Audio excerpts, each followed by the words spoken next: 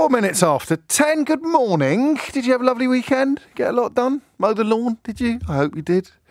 It's once a week at the moment, isn't it? Pretty much. It's absolutely shocking stuff. Don't at me about that with gardening advice. All right. I just thought I'd start the programme with something a little bit left field, just to keep it mixed up. No mow May. Apparently, I get heckled and trolled even when I talk about mowing the lawn. I get no peace in this world. Speaking of trolls, did you see that 9% of the population think Brexit is going well? And it occurred to me that they tweet me every day. Every single one of them must be tweeting me on a daily basis. Do you remember when they used to ring in?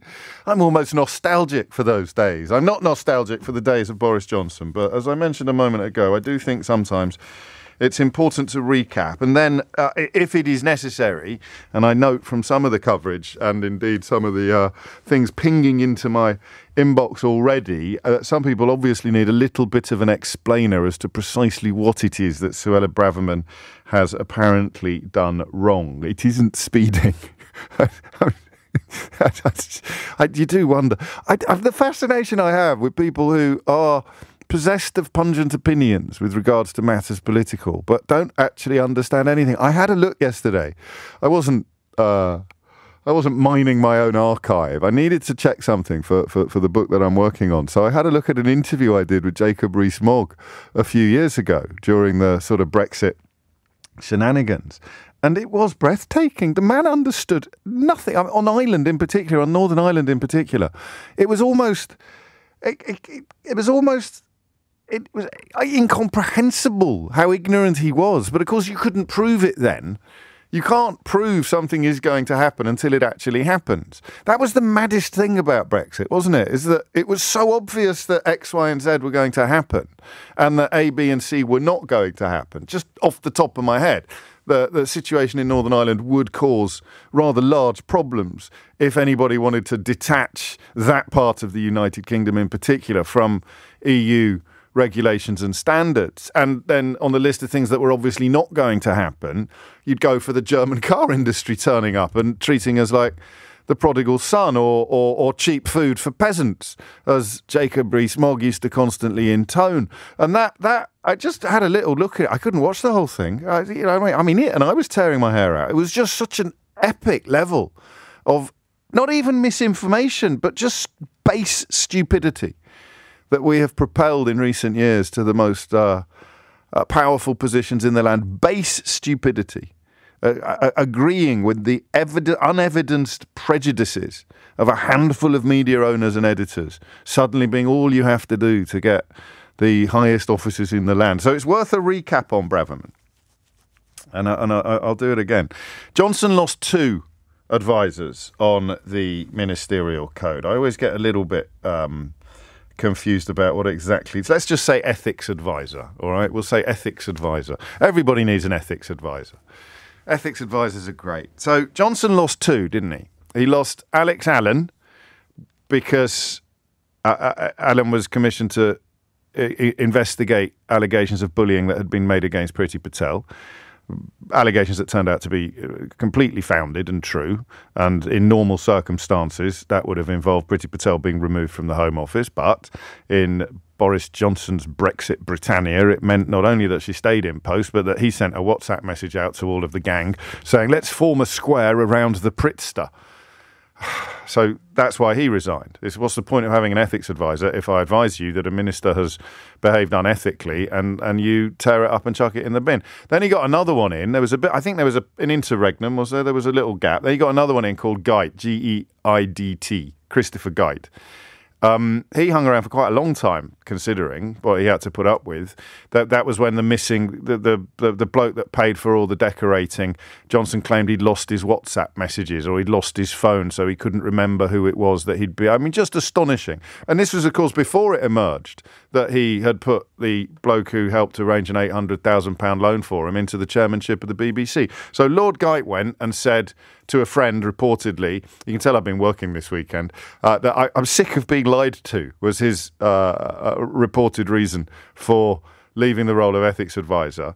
Don't think that he got replaced because Johnson was hitting the road not long afterwards, the culmination of various events, peaking with, of course, the revelation that he'd known that bloke was handsy, that he'd known that bloke was routinely accused of inappropriate behaviour towards colleagues, but made him a senior member of the Whip's office anyway. That was actually what did for him.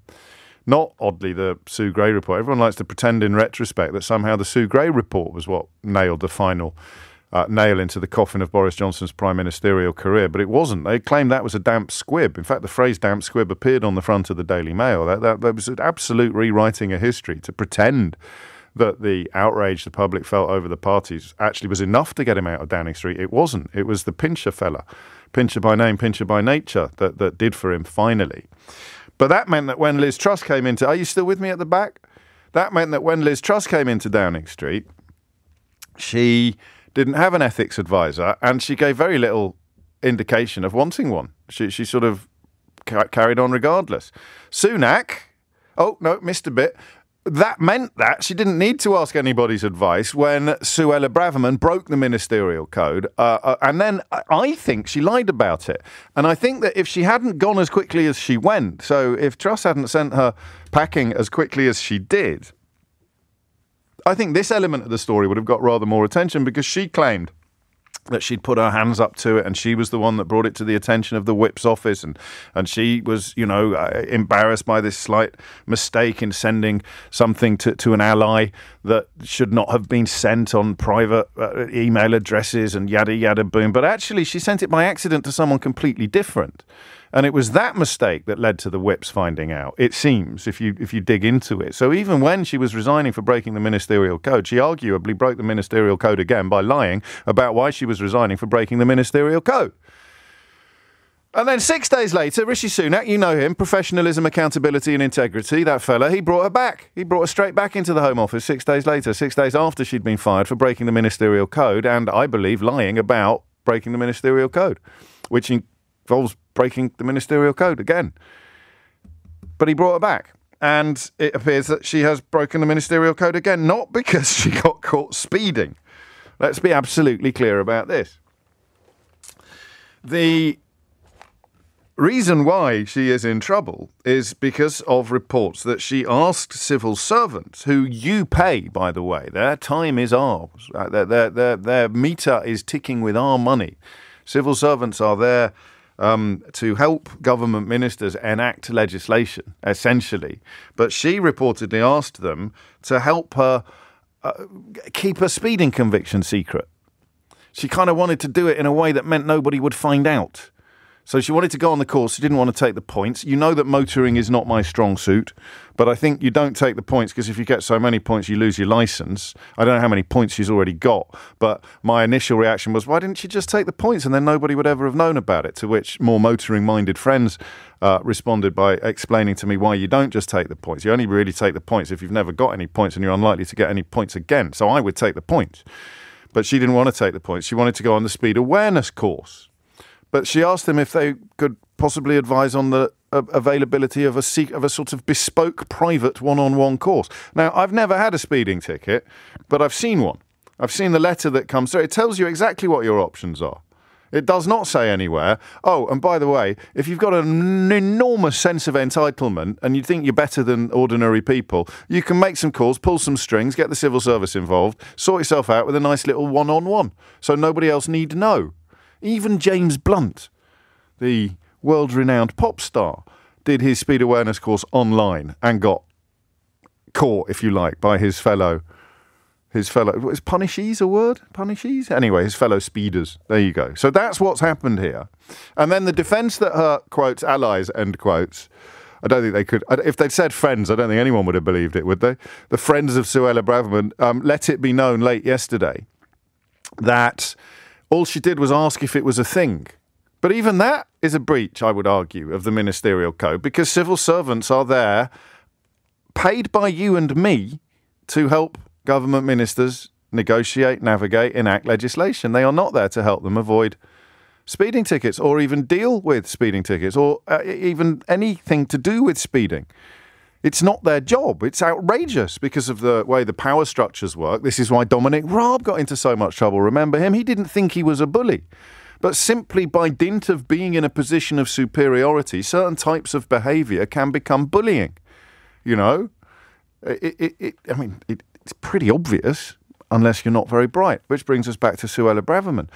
And the breach of the ministerial code, if indeed there is found to have been one committed, would involve trying to enlist the civil service, who she spends most of her time slagging off and insulting, calling them a woke blob or whatever it may be, enlisting members of the civil service to deal with her personal life, to deal with her private issues, to deal with, in this case, a speeding fine. Which brings us to the Daily Mirror, who tried to report 6 weeks ago that this speeding fine had been doled out, but her team then denied on 4 separate occasions. There's a transcript in the Mirror today, and that again is problematic because your special advisor, again being a civil servant, lying to the media, unless the Home Secretary had lied to the civil servant and the civil servant was merely repeating the lies. But this is it. So here it goes. So it's completely untrue. She's not been done for speeding. It's completely wrong. Or it's just about the bit about the speed awareness course that's wrong. To which Braverman's aide replied, "So what are you asking? Sorry, has she not been done for speeding?" And the aide replies, "When has she been done for speeding? There's nothing like that." "Pardon? When has she been done for speeding?" "It's nothing like that." "So there's nothing like that. When has she been done for speeding?" "I don't know the exact date." "Oh, mate, this is just nonsense, honestly. So you're saying there's absolutely nothing here at all. Where has this actually come from? I don't understand. You know I can't." And the aide says, "No, I don't mean that. I don't mean specifics, but it sounds pretty scurrilous that somebody has just made up." So 6 weeks ago, they're telling journalists that it was made up, that there was no speeding ticket. And yesterday it emerges in that bastion of left-wing journalism, the Mail on Sunday or the Sunday Times. I couldn't quite work out which one dropped it first. It emerges that not only was there a speeding ticket, but she tried to enlist the civil service to, what's the word I'm looking for? Facilitate. They like that word, don't they? To facilitate an easier ride. It's not bad. 10:16, brought it in more or less on time. I probably missed a couple of bits, but you can remind me of those. And what question does this throw up? Well, the problem I have now is that, and I say this with great amounts of love and affection, if your brain is so boiled that you think Braverman is in any way worthy of being in the Home Office, then you're probably too stupid to realise why this is potentially problematic for her. And I say that with love and affection because if a brain can be boiled, it can be unboiled as well. But if you're so high on the racist rhetoric that she peddles regarding refugees that you have lost the ability to focus clearly, then you're unlikely to recognise the wrong-headedness of her conduct in this case. And that doesn't make for an interesting phone-in. You're going to ring in and tell me that she could shoot someone on Fifth Avenue and not lose a single vote because you're the base. You're the refugee-hating gammon and pineapple party fan who doesn't think she can do anything wrong. And she has dedicated her entire political career to wooing you, one has to presume successfully. And then second, the broader politics of it, very few of us are qualified to comment on, or the broader issue of it, very few of us are qualified to comment on.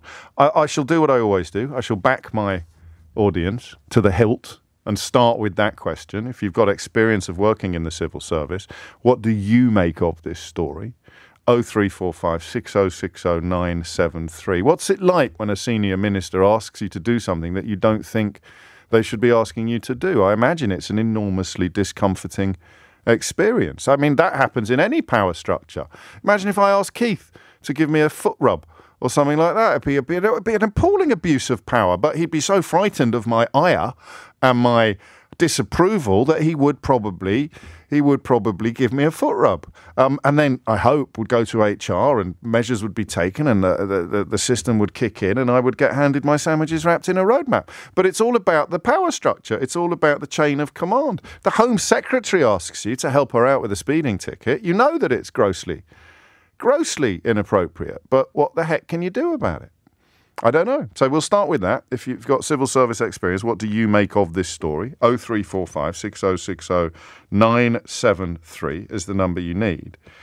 And then I really want you to go in hard on the next question. Why does Rishi Sunak keep her around? I understand why he put her in post. I think that he had to. I think she delivered the red meat vote, the ERG vote, the boiled brain Brexit bozo vote That's what she did on the Sunday before he kind of nailed it down. But why does he keep her around now?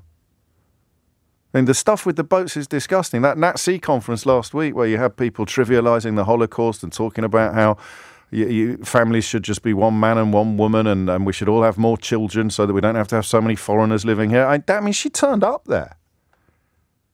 Lots of Tories just as disgusted as non-Tories by those associations and by what that said. So I saw it reported in one right-wing newspaper as a bid for the leadership before the next election has even been lost. So question number one, civil service experience. What do you make of what she's done? Enlisting civil servants and an aide for advice on a private speed awareness course when she was Attorney General in 2022, not Home Secretary. Sorry, I should have made that clear. Attorney General. But the second question is, why does Rishi Sunak keep Suella Braverman around? Okay? Hit the numbers now, you will get through. 0345 6060 973. So, broad question, what do you make of the speeding story, especially if you've got civil service experience? Bigger question, why does Rishi Sunak keep Suella Braverman around when she is so obviously toxic? 23 minutes after 10, Colin kicks things off. James, he keeps her around because she says the quiet parts out loud and stops the far right breaking away again. I think there's probably some truth in that, but feel free to expand on 0345 6060 973. And then, I mean, it's a loaded question. If I say, why is this speeding story so damaging for the Home Secretary? I genuinely think some people might need a little bit of help understanding that. So 0345 6060 973 is the number you need. Colin is in Ilford. Colin, what can you tell us? The reason I think that this has got out of hand, James, as an ex-civil servant and having worked next door to private office, it's a relationship issue rather than a legal issue. Had the minister turned around and said, Jane, to whoever in her private staff who she had a good relationship with, can you help me on this issue? They could either have said, oh, no, Minister, I think that's inappropriate, or give me a moment and I'll make a couple of phone calls and see what I can do. But because I suspect the way that this was asked for, it's ruffled some feathers, and the people concerned have decided, no, that's inappropriate, and I need to report it to Cabinet Office. This is why I brought Rob into it, actually, in the introduction, the idea that it's the status and the hierarchy that creates the context as much as the personality. In that request being made, the way in which it was made from someone in her position is the nature of the problem. Absolutely. I can think of at least one really good minister whose staff would have walked on water for, and that was David Blunkett. Really? Absolutely. He was friendly with all his staff and they would have done anything for him. Unlikely to get a speeding ticket, I think we can all agree. But that, of course, is not the point. It would. So, okay. So that makes it more comprehensible for people in other workplaces as well, doesn't it? So you could push back. In a normal, healthy relationship, you could simply say, like a Sir Humphrey, you could say, "Oh gosh, no, Minister, that's not my role at all." But if you felt you couldn't do that, then oddly, the problem she's created gets magnified by her character. Absolutely. Crikey. How much trouble do you think she might be in then? Not a lot. No, you don't think that... Teacups and storms spring to mind, James. Yes, of course. I mean, except that, the ethics advisor may find she's broken the ministerial code, albeit in a very limited and specific way. That's a phrase they like, of course, in these sort of contexts. Colin, lovely stuff. Benefit of your professional experience. Nicholas, just to be clear, I'm not going to ask Keith for a foot rub. That was a figure of speech that was designed just to illustrate the inappropriateness of a request coming from above. And before we get back to the phones, Ian in Redhill, I think, deserves a mention. I enjoyed how James congratulated himself at 17 minutes past that he'd done his monologue in 17 minutes, only to talk for another 4 minutes. I'm just happy to hear it all before my 10:30 meeting. I am here to serve, Ian. Nicholas is in Cannock. Nicholas, what do you reckon? So I'm really just phoning up to give you some information about the point of the speed awareness courses. Oh, my days. That's got to be the least appetising introduction to a call I've heard in years, Nicholas. Well, thank you very much. Go on, mate. You are speaking to a blank canvas on this issue, as you probably know. So I used to deliver them in the past, and there's an element of the course that's quite important in that you're speaking to a group of other people to share experiences. And so it would be totally impractical to do a speed awareness course as a single individual. So this is why that the organisations would have been hesitant in delivering the courses to a single person. Well, I mean, I don't think there was ever any prospect of it actually happening. She was simply seeking incredibly special treatment, presumably based upon the presumption she'd be entitled to it by dint of her role in government, which adds to the questions that the ethics advisor is going to have to answer. I mean, there are no circumstances whatsoever in which she could have had a sort of one-on-one bespoke course. Even if it's online, it's communal, isn't it? You talk, you like you say, you converse, you join in. Exactly. The whole point is to kind of get a group and to understand other people's experiences, to get empathy, which that could well be part of the problem. Yeah, no, I get it. Well, you were right. I did need a little bit of help in that field. Why do you think Rishi Sunak keeps her around? Just to steer you out of your comfort zone, Nicholas? I've got absolutely no idea. I would frankly call for a general election tomorrow if I could. I think you're all right saying that today, aren't you? We're not in any form of purdah at the moment or political electioneering periods. Nicholas, thank you very much. I mean, obviously, I know nothing about the speeding side of things, or next to nothing, but I do know that William Ragg, who's a fellow Conservative MP, took to Twitter, I think, last night. What's the date today? 23rd. Yeah, so he was on Twitter last night. I don't know how late last night, but he's obviously a man who's pretty close to the end of his tether. He in fact, he's already kind of explained that he was a man. So my clearest recollection of our Home Secretary's legal acumen, this is his colleague. This is her colleague, by the way. With friends like this. My clearest recollection of our Home Secretary's legal acumen came from day one as an MP, when we had a presentation from IPSA, which is the Independent Parliamentary Standards Authority or something like that. They're the ones that set, administer and regulate the pay, the business costs. They safeguard public money. They're like the accountants, the auditors, as it were.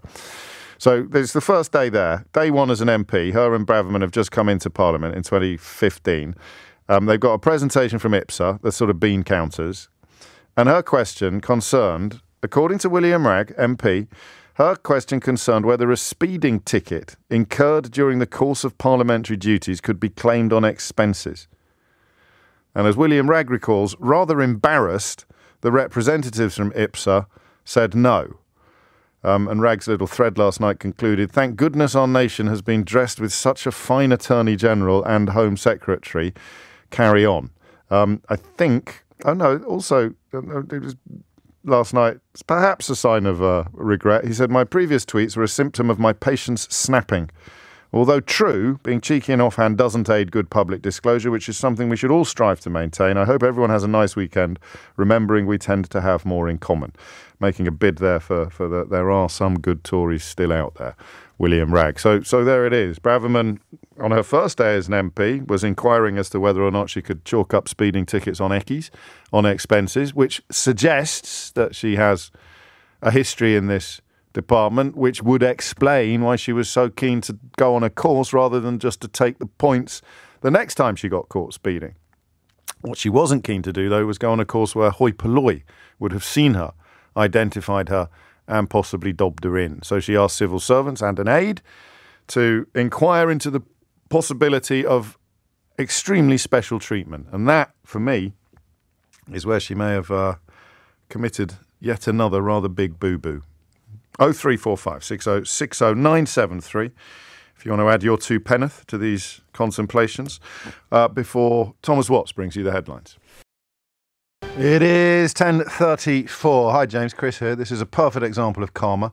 Insulting the civil service and then expecting a mutual back-scratching service. I hope she gets the boot so she can know how innocent asylum seekers feel under her vile watch. I saw a piece in the American media about how awful Braverman is, with particular reference to that bizarre outburst about fantasizing about deportations, dreaming about planes taking off to Rwanda, which adds to the second part of today's inquiry, which is why does Rishi Sunak keep her around?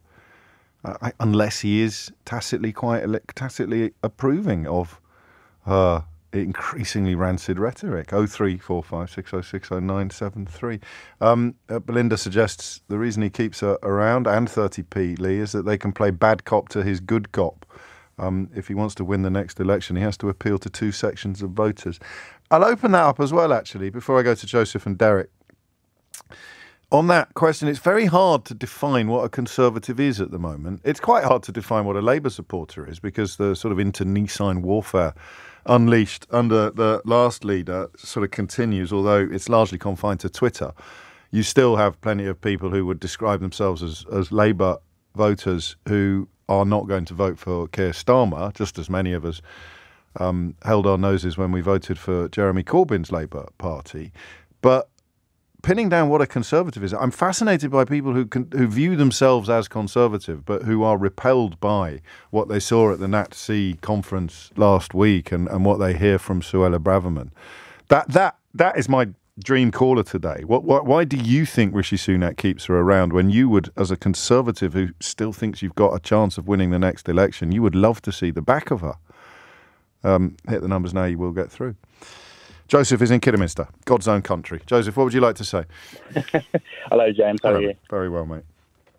Yeah, I'd actually quite agree with your point that you just made there briefly about it's difficult to know what a Conservative is nowadays. Yes, well, there's so many different types, and well, anyway. Yeah, I'd say I think for the best thing for them at this point would be to go into opposition and figure that out. But anyway, that's another. It's a very good piece by Nezri Malik in The Guardian today, warning against what that might involve and some of the influences and forces that are bubbling up to the surface now during opposition could sort of. Do you remember when they lurched to the right under Michael Howard because they thought that they lost to Tony Blair by dint of not being right-wing enough? But back to Braverman.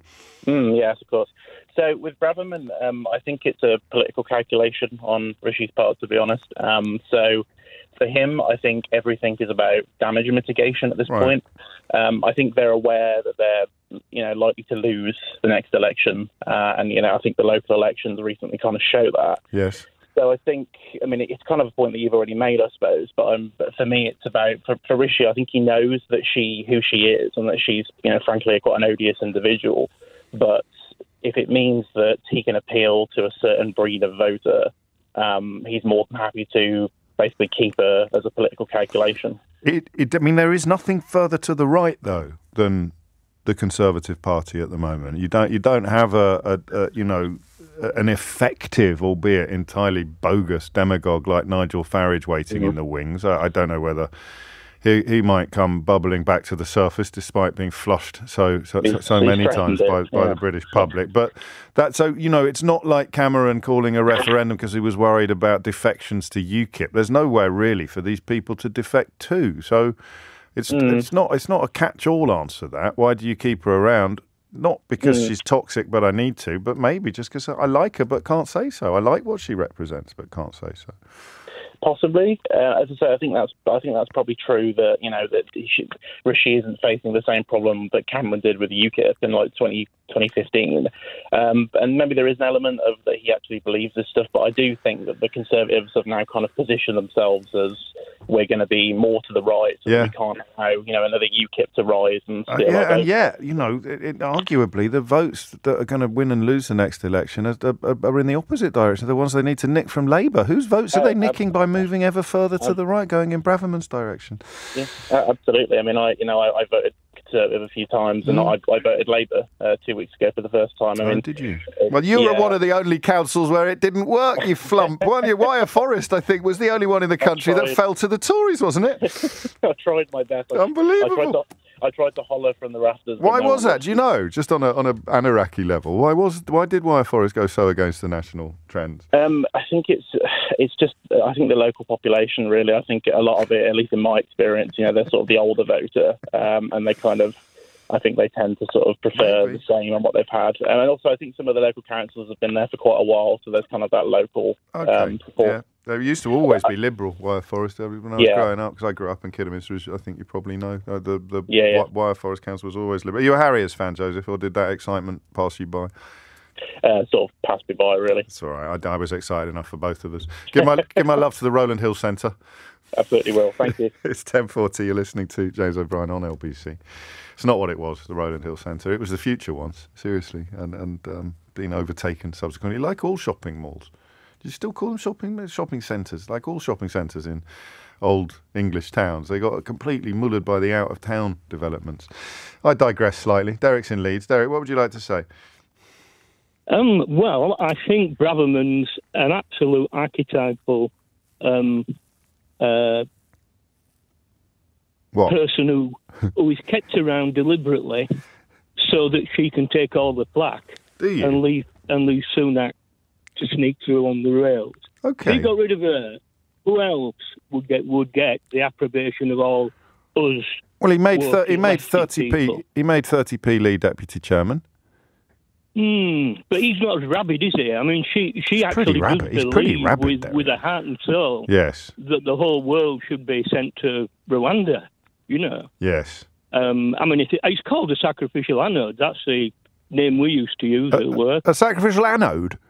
Yeah, it comes from. I know you like things like this. It comes from true building practice prior to clay pipes. You know, like sewer pipes. Yeah. And when all the pipes are iron, and the practice became to attach every 100 feet or something to the pipe, the iron pipe, a piece of wire and a lump of zinc. Right. Now, the zinc was there to go into solution and protect the iron pipe.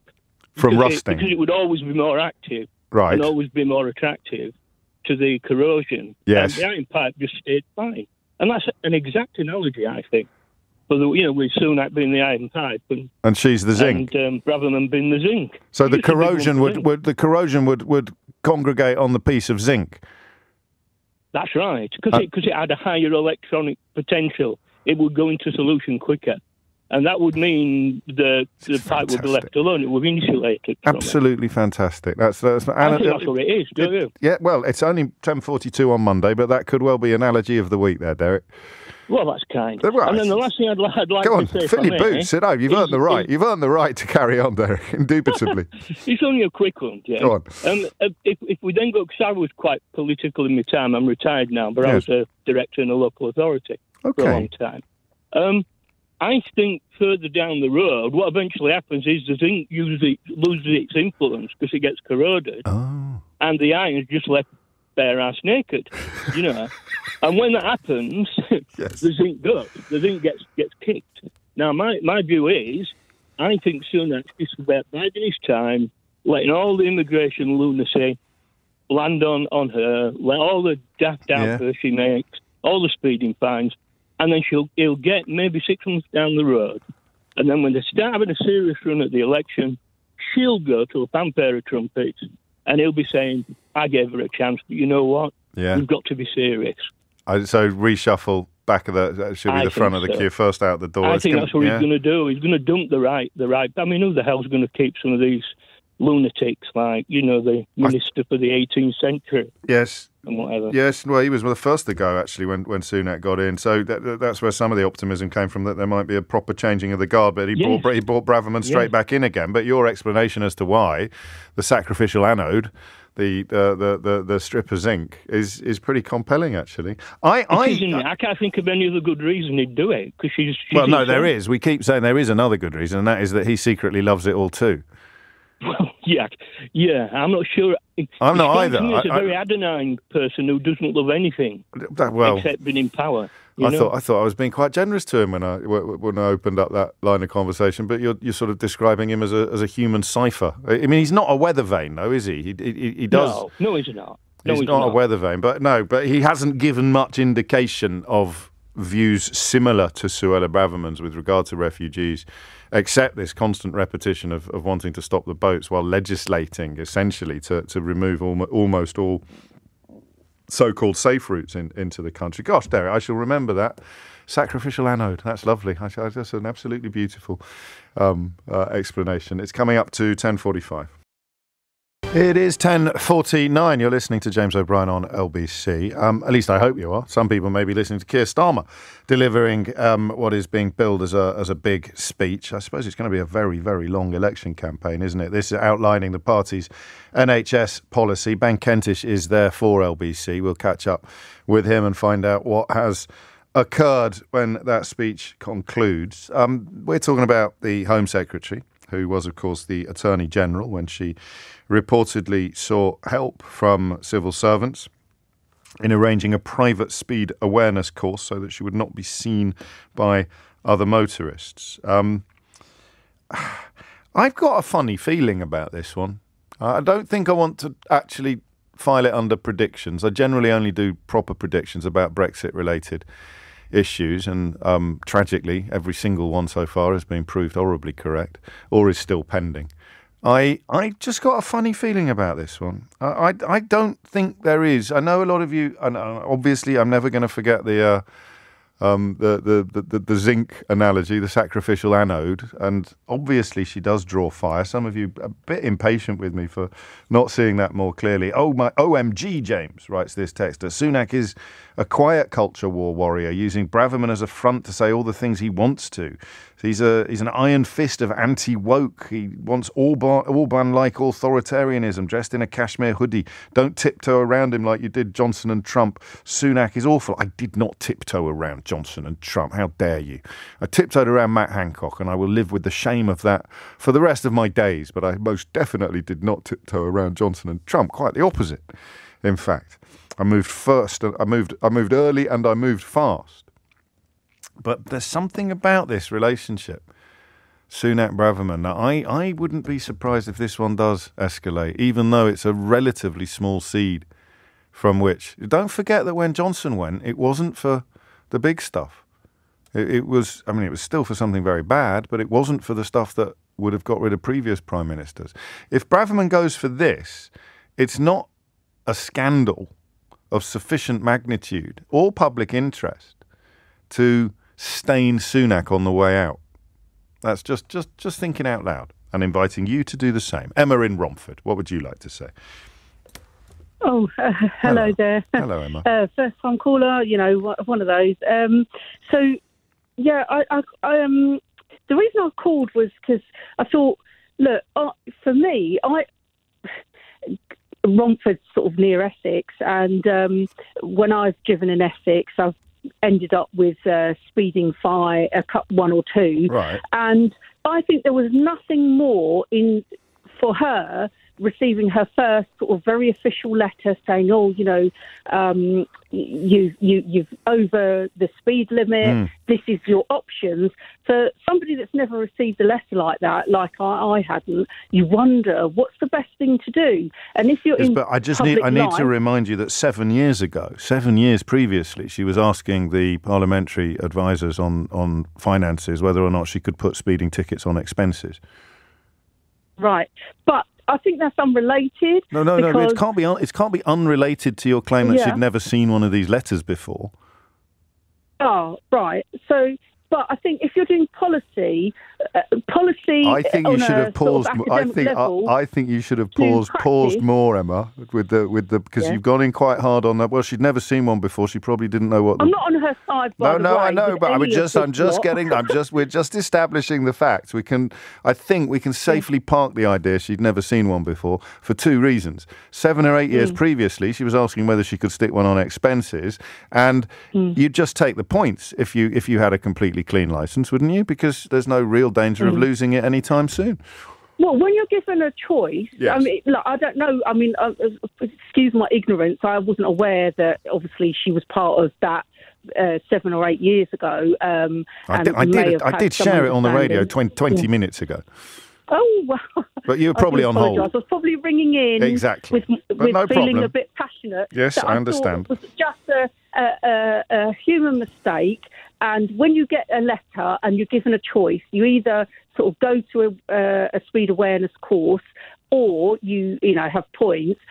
My experience has been I've gone to a speed awareness course, but I've got a bit of brain fog. I'm not sure that I retain all of the learning, right. But I would say overall you would take away that speeding can be really dangerous, and to have a mindfulness about the way you drive. We're living in a stressful, over-busy sort of. I wonder if I can just steer you back into the central lane.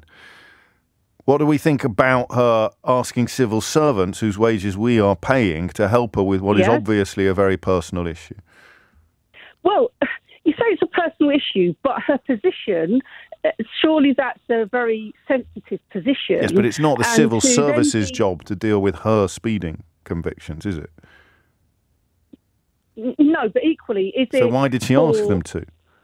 Well, because for her to be in a room with Joe Bloggs, myself, Emma, whoever, is that appropriate for her? But that's not the point that we're examining, is it? She could have looked into that herself. Why is she asking somebody whose wages we are paying to help her with her speeding conviction? I thought that was part of the wheels, or not the wheels, the system. To ask for. Well, it's not. I mean, that's the civil servants are queuing up to say that this isn't appropriate behaviour. That's why it's front page news, because she's not supposed to do that, Emma. Is she not? No, right. God, no. Well, what's she going to ask them to do next? Her shopping? No. Give her a foot rub? I'm not on their side. No, I know. I understand the point you've made. What you've done very generously is you've tried to imagine yourself being Suella Braverman. Error. Yes. And with and look at the levels and layers of bureaucrity throughout. No, but I don't care. I don't care. I don't care. No, if I got a speeding ticket, I would not ask Eleanor, my producer, to sort it out for me. I just wouldn't. It's not her job. It would be disrespectful and inappropriate. Yeah, but James, I think she's been maybe, just surmising that perhaps she's happy to do a speed awareness course to understand her behaviour, but thought, is this appropriate with my role? Yes, but we keep taking it back to right. I'm going to park now. I'm parking up now. All right. I'm parking because it's not a bad. No, you stop distracting me. I'm trying to park. So, okay. Thank you. You keep bringing it back to that idea that, it's perfectly... It's not. You can't ask the civil servant to sort out your private life. It's just, even if she was somehow going to be able to get a one-on-one so that people... privacy wasn't compromised, and that's sort of one rule for the famous and another rule for everybody else. People often don't like that. My friend Eddie Marsan, the actor, great guest on Full Disclosure, he said, I went on a speed awareness course once, and as a famous actor, it was very embarrassing. He said, absolutely nobody recognised me. And then James Blunt replied, you're beautiful, that guy. James Blunt replied and said, I also went on a speed awareness course and I thought I'd got away with it until the instructor said, what might you do in the car to help yourself relax and be less angry in certain situations? And someone said, you could listen to some James Blunt, and they all cracked up laughing. So I think that James Blunt and Eddie Marsan probably a little bit more recognisable than what's her name, Suella Braverman, but hey-ho, it's horses for courses. Emma, take care. Thank you for the call. Ollie's in Wallingham. Ollie, what would you like to say? Hi, James. Hello. First-time caller, long-time listener. Well done. Thank you. I'm an 18-year-old schoolboy who would consider themselves a conservative. Okay. But ideologically far more close to someone like Rory Stewart and Tom Tugendhat than Sunak, Truss and Boris beforehand. Sure. I think Sunak's forced to keep Suella Braverman for two main reasons. I think, firstly, given the context of Boris Johnson, I think it's created an environment where Sunak feels that he is not enough of an asset in himself. I think you'd be very hard-pressed to find anyone who's a Sunak fan in the way that people were a Boris Johnson fan rather than voting for the Conservatives or Labour. Yeah, I think secondly, he's far more reliant on the party as a whole and party unity and that part of the ERG that Lee Anderson and Suella Braverman bring with them, in the sense that he has to provide people an incentive to vote for the Conservative Party rather than Sunak. That's a really good analysis, actually. So he's not... Under Boris, people could just ride out... Boris could, afford to be more decisive in a way because people will vote for Boris Johnson regardless. I think the rhetoric supports you. The statistics don't, The polling on Johnson's personal approval levels are very much at odds with this mythology that has built up around him. But the mythology has built up around him. So, it therefore sort of almost becomes real. So you're not going to see Sunak going into a general election relying upon his supposed charisma and personal popularity to get the Tories over the line. I think so, yeah. And so I'm revising my A-levels at the moment, and I recognise what you mean in statistics. And interestingly, Sunak does have I think the Conservative Party approval rating is far lower than Sunak's personal rating. Yes, he's doing better than Johnson in that field, obviously. Yeah, but I think in terms of cult-like following, I don't think anyone would put Sunak up on a hill as their champion to defend what they believe ideologically, as opposed to Boris Johnson, when you've got, Brexit voters who see him as the poster boy of what could be. Yeah, no, I get it. I do. And I mean, in a sense, it's throw everything at the wall. What he hasn't got, though, and I wish we had a little bit more time to explore this, what he hasn't got in that team, in that sort of Guardians of the Galaxy or that Avengers Assemble type analysis, he hasn't got anyone who really speaks to you. Because even Tom Tugendhat, who's often mentioned as a moderate, he's signed up for it now, Ollie. He's I mean, I don't know if I'd go so far as to say that he's sold his soul, but he's sold a slice of it.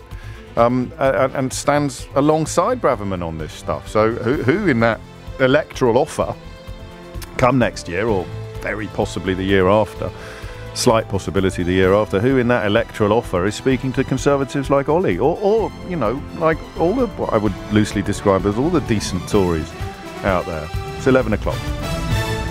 4 minutes after 11 is the time. We're going to talk about Keir Starmer and that existential threat to the NHS that he's just outlined in a speech that is not actually over yet. He's taking questions on NHS policy at the moment. Did you see Sunak taking questions at the weekend? It was pathetic. So Chris Mason from the BBC asked him, obviously, about the front page stories back in Britain about Suella Braverman, and Sunak did the thing you're not supposed to do. He started, well, he didn't start crying literally, but he just said, haven't you got any questions about the summit? But it was just awful to see. Such a sort of, I don't know, it was just weak, I thought. It was dismal. But anyway, Starmer's taking questions at the moment. But before we get stuck into that, I don't know if you remember, about a month ago, we spoke to Edward Lucas about the Cabinet Office deciding to uninvite people who had been invited to address the government or to address the civil service as experts, people who really know their stuff. And I worked out who he was talking about. I've got to be honest with you, but I kept it under my hat. And I checked with the fella concerned because I just the clues were, I joined the dots. And it's a guy called Dan Casita, who's a chemical weapons expert and who was literally uninvited. And after being sent this, rules introduced by the Cabinet Office in 2022 specify that the social media accounts of potential speakers must be vetted before final acceptance to the programme.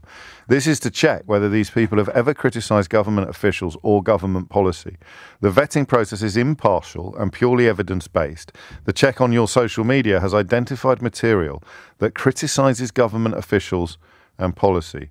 So if you are a chemical weapons expert and you have ever criticised government officials or policy on your social media, you could now be, what's the word I want, barred? Cancelled? They like to talk a lot about cancel culture, don't they, these right-wingers? You could actually be cancelled from attending a conference on getting rid of chemical weapons. And Dan was uninvited. I mean, he had already been invited, and then he was uninvited.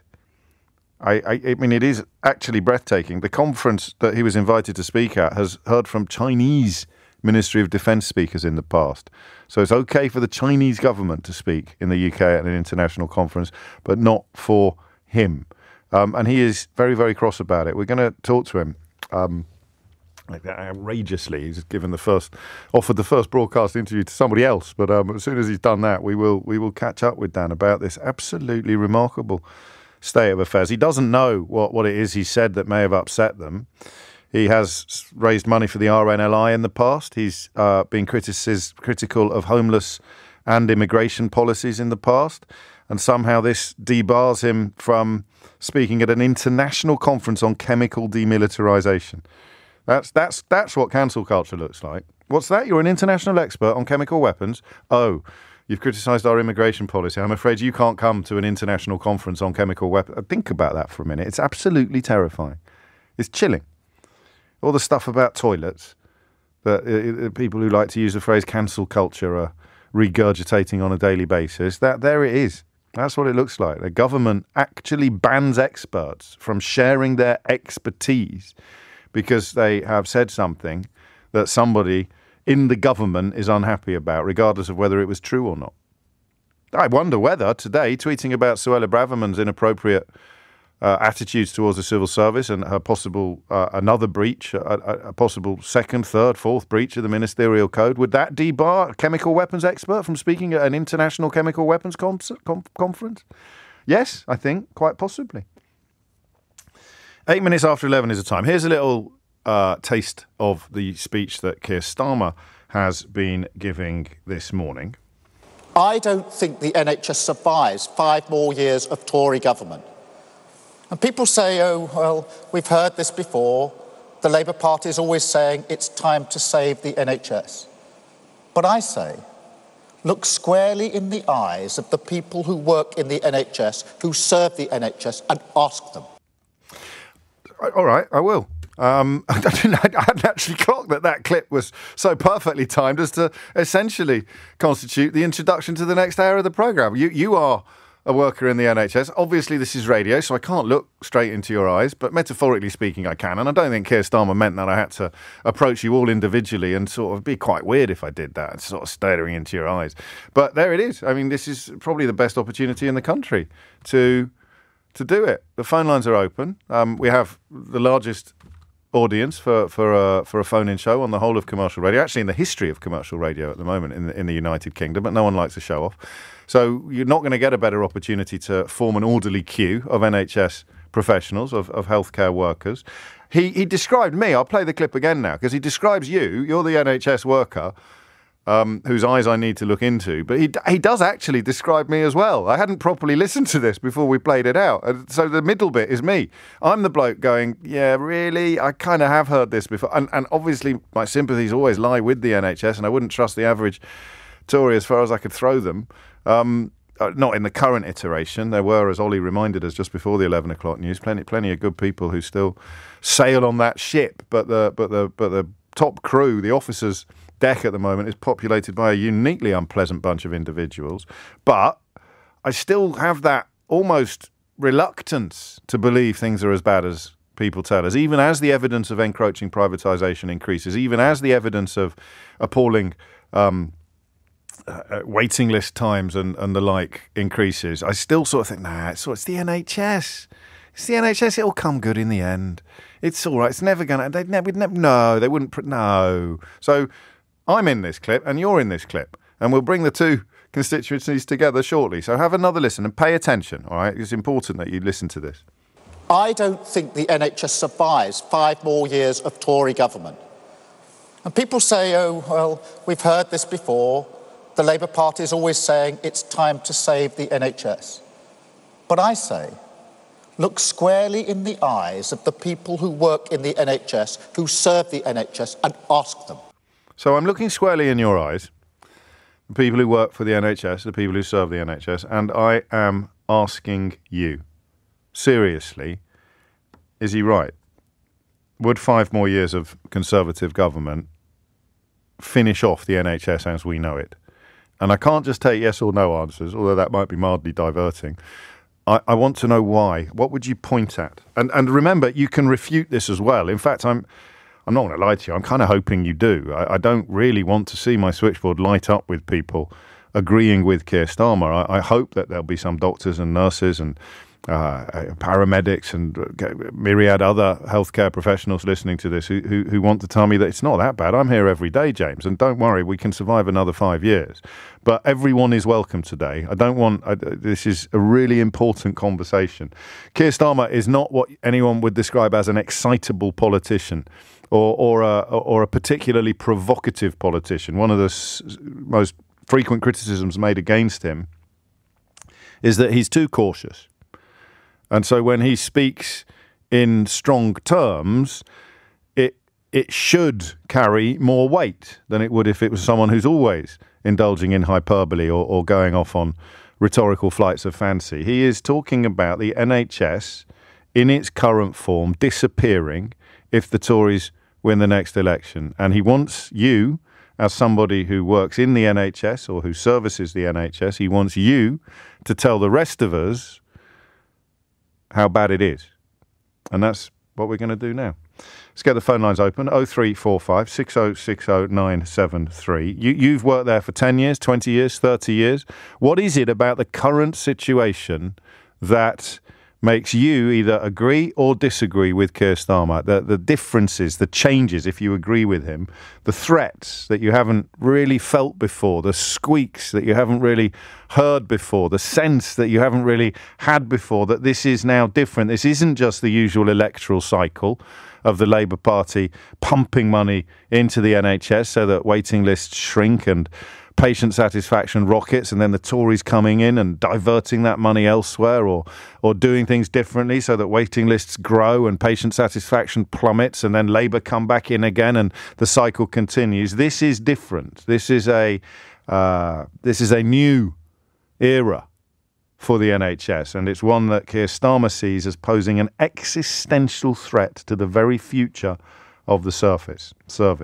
So I want to look you in the eye, and I want to ask you, is he right? Would another 5 years finish off the NHS? Okay, 14 minutes after 11 is the time. If you hit the numbers now, you will get through. I'm going to stress that point because you need to know what you're talking about on this.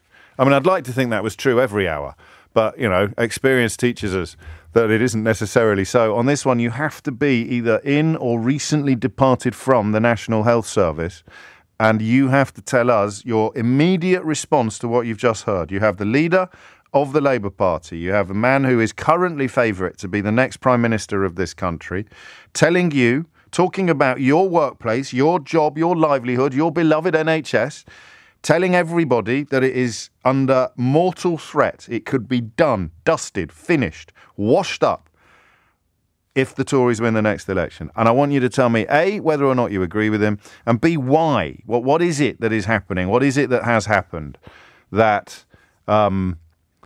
informs your position, informs your opinion on that question? All right? 0345 6060 973. It's 18 minutes after 11. Keir Starmer, not a man given to hyperbole. I think we could all agree about that. Some of us wish he would do a little bit more, perhaps in the field of more traditional politicking. But that's a pretty sweeping statement that he's made in the last hour or so. 5 more years of the Tories will mean the end of the NHS. I suppose I'm asking you, what's he talking about? Is he right? Does that ring any bells with you? And if so, why? Lydia is in Lewisham. Lydia, what would you like to say? Well, I actually agree with him. I agree with Keir Starmer. Really? I think I've worked over 35 years full time in the NHS, in acute hospitals, and finally in the community where I retired from. And I believe that every time the Conservative Party were in lead, it took over power. They eroded every good thing we ever did in the NHS. Gosh. We got I believe in, I would say credit where credit is due, but the reality is our waiting list got longer. We got very political because we had to kowtow to the political agenda. People were pushed to one side. I remember back in the 80s when Margaret Thatcher was on duty, I had a ward where we did not have one poor man from the outdoor on the streets. We had a overseas ward where people used to come for cardiac operations, pay their bill or not pay their bill because it's always an embassy issue, and leave. And the poor man who lived down the road was given tablets, which we knew weren't going to be 100% effective, and sent on his way. Then the laws changed and they said, we've got to do 40-60% private to NHS work. That helped us. We were able to treat our people that we were seeing every day in the community and who were suffering. Once again, I just feel that there was a massive sea change when I mentioned the T word. Trump said, the NHS is up for grabs, when he came up thinking he could buy it. Yeah, that's and a I good reckon point. every Conservative MP licked their lips and said, yeah. There's an image. There's an image no one's going to thank you for. I don't want to imagine any of them licking their lips.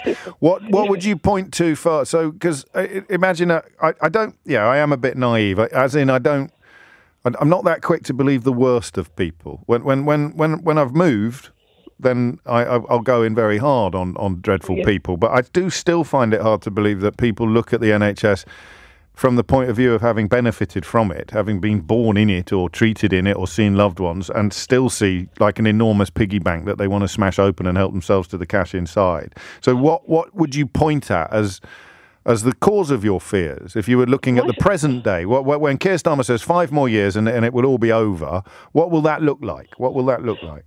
Well, I can start from a basic experience of the GPs. Yes. Not being able to get appointments, not being able to So get you referred. go private. Yeah. So, but they've already won a 2-tier system. So it's a Let's death have by somebody 1,000 who can cuts, pay. really, isn't it? So Yeah. you don't want to do it, but No. you know. So, I mean, the kind of messages I'm getting, this isn't GP, but this is possibly the future. Paige says, I had cataract surgery on both eyes last year because I was willing and, more importantly, able to get into London and go to a private surgery. They were both done in 8 weeks. If I'd waited to have it done locally in High Wycombe, I would still be waiting for the second eye to be done. So you just create a system where almost surreptitiously the system is slowly growing, which will meet the needs of people who can afford to pay more than they do already. It's the same. It's frightening because if anybody has gone abroad, whenever I go abroad on a holiday, and the first thing that comes on in a third world country, the first thing someone who begs me money for is for healthcare. Yeah. I've used the whole of my holiday money to pay for a little girl's broken arm because her mum had her in her arms in shocks, hoping that somebody would give her money outside a hospital. I tend to gravitate to hospitals abroad just to see if we're better than them and things like that. And I can tell you, we are so much better. And when I gave all my money away and I just said, let this little girl get her arm fixed so that she wouldn't be deformed. Gosh. And then I come back to England and I say, what a wonderful country, what a wonderful NHS, what a wonderful place to work. And they're going to take that away from it, the everyday man. It's not the top 20% who are rich we're talking about. We're talking about the everyday man who goes to work, even though they know their money won't pay all their bills, and they know that when they're sick, there's somewhere to go.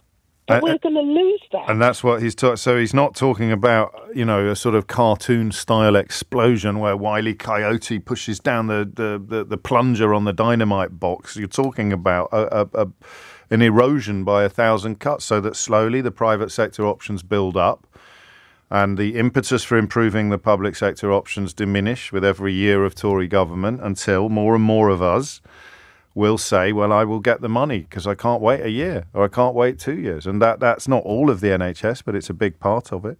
Thank you, Lydia. You sound lovely. I hope you allow me to say that. Even if you don't, I've said it now. There's nothing you can do about it. You sound lovely. 23 minutes after 11 is the time. This popped up on my feed earlier. I wasn't going to talk about the NHS today, but someone tweeted a big problem in the fight against NHS privatisation is that many in the UK have no idea how much health insurance costs. I recently asked a friend who was thinking of it how much she thought she would pay. Her guess was £25 a month. It's time to start telling people how much they would actually have to pay, to which my very good friend Curtis Steigers replied, I pay more than $1,000 per month with no dental or vision coverage, and I have a co-pay for every office visit. I don't know what the last bit means, but he says, don't let the B words steal your NHS from you. They will tell you that they won't replace it with a system like the US system, but they told you Brexit would be beautiful. And as you know, I can't abide people who bring Brexit into everything, but he has a point. It is exactly the same people that told you Brexit was going to be all cheap shoes and no red tape, who are the same people essentially ushering in privatisation of the NHS. I want someone to tell me that Keir Starmer is being a little bit, shall we say, scaremongery. Well, it's not as bad as he says. It's obviously not brilliant. The statistics are there to show that, but it's not as bad as he says. Chris is in Bournemouth. Chris, what would you like to say?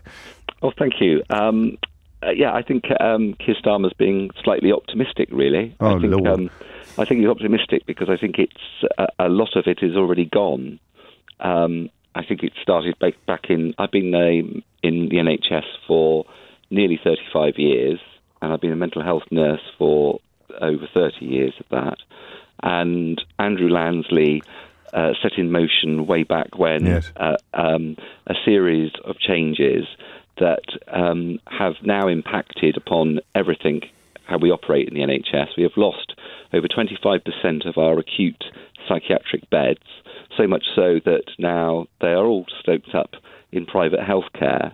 And the NHS, all that money that gets boasted about by Rishi Sunak about increases in NHS spending, well, it goes to private beds, to pay for private beds for NHS care, and it is not as good, and it is not and they're local. creaming off the top. And it's appalling, absolutely appalling.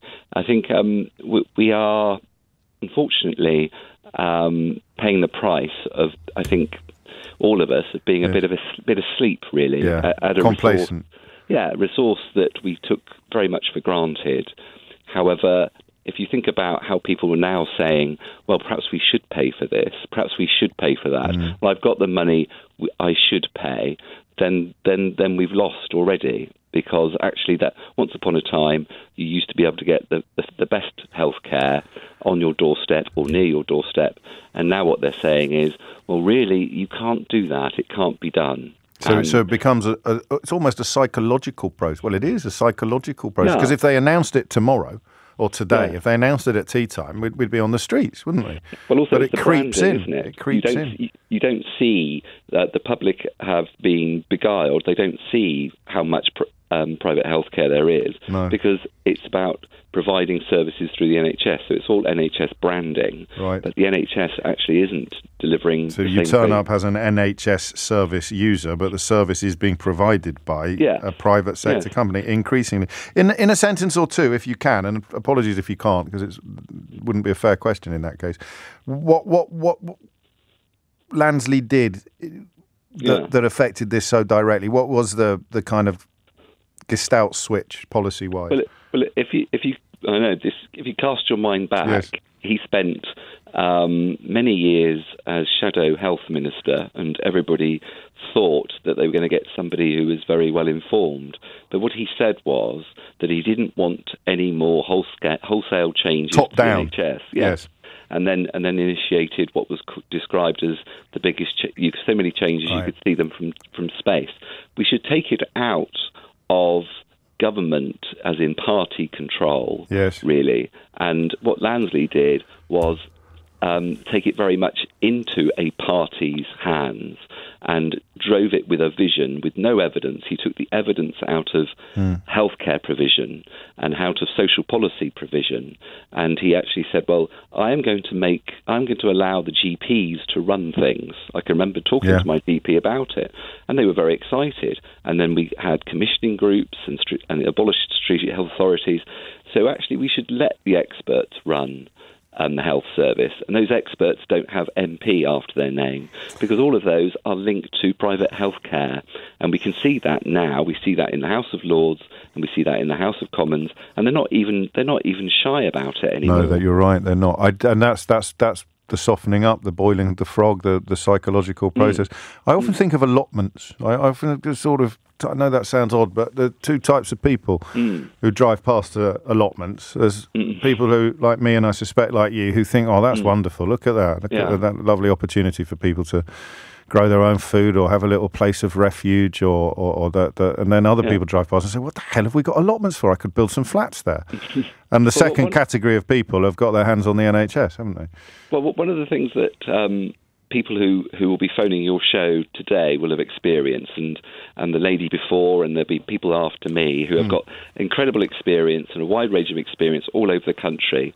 What you don't read, and what I don't read, and what nobody reads in a national newspaper or sees on a TV programme is members of NHS trust boards or NHS directors screaming, do you know what, this is bloody awful. Why isn't somebody bloody doing something about it?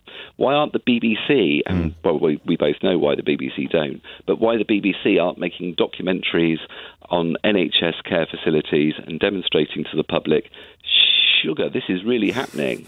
Yes, I know I constrain myself. Yeah, well, welcome to my world. You just about held it in. Thank you, Chris. You're taking me right up to the news as well. A syllable of support for the BBC. You are more likely to see what you describe on a panorama programme than you are almost anywhere else. But I take your point, and the fear of upsetting the government, sadly, has baked in now to many people over there in management roles. It's 11:30. You're listening to James O'Brien on LBC. Thomas Watts is here now with your headline. It's 11:34. You're listening to James O'Brien on LBC. It's quite a short clip, so I think we can play it again if you've just joined us. We are examining a very sombre warning from Sir Keir Starmer. I mean, quite a powerful warning, really, from a man who is often criticised for being too cautious. There is not much caution here. I don't think the NHS survives 5 more years of Tory government. And people say, oh, well, we've heard this before. The Labour Party is always saying it's time to save the NHS. But I say, look squarely in the eyes of the people who work in the NHS, who serve the NHS, and ask them. So I am. Is he right? You work in the NHS, you serve the NHS. Would 5 more years of the current administration, the current rule, the current government, 5 more years of Tories, kill it off in its current form? Joe's in Plymouth. Joe, what would you like to say? Hi, Joe. Yeah, I've worked for the NHS for about 3 years within social care in the community. I can understand what Keir's saying, but I honestly think that no matter what government gets in place, if they don't solve the problems of management within each of the trusts, it's not going to be here in 5 years. It's regardless of who is in power, the management within the obviously it's anecdotal, so I presume it's not every trust is going to be going through the same thing. So with our social care team, 15 people in the team, covering probably about 50,000 people over the 3 towns. Yeah, we have 15 members. The phone line's I don't know whether you've moved a bit. The phone line's kicking in and out, Joe. I'll give it one more go. Otherwise, we'll have to try and sort it out. How about now? Oh, well, I don't know, do I? Because it could kick in 5 seconds or 5 seconds ago. Now it's great. I can hear you. When you said now, I could hear you say. But anyway, carry on.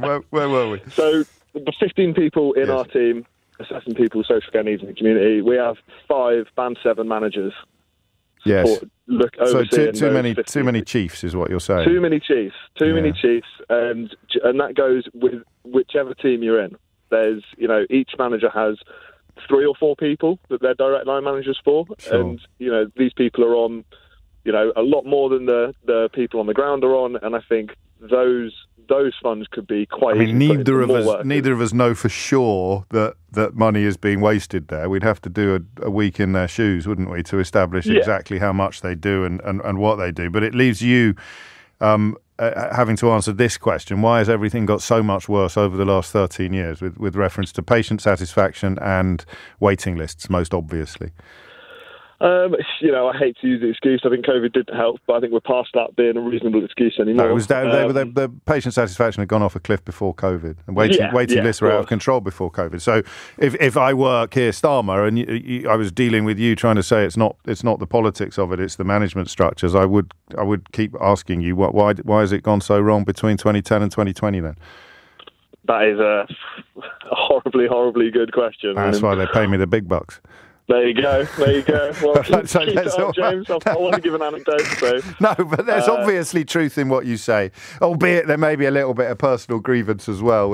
Perfectly healthy not to hold your immediate superiors in the highest regard. But from a political point of view, of course, there's nothing to stop Keir Starmer agreeing with you and saying that's precisely the sort of situation that we are going to address. But they've had 13 years to address it and they've done nothing. So it becomes essentially an argument for change, not against it. Thank you for what you do, though. That must be tough work. And social care still, even in this speech from Starmer, not getting the attention that perhaps it deserves, although he has spoken, I believe, of a focus upon home care and a prioritisation of trying to look after people in their own homes rather than putting them into homes. Emma is in Huddersfield. Emma, what would you like to say? I absolutely agree with what Keir Starmer said.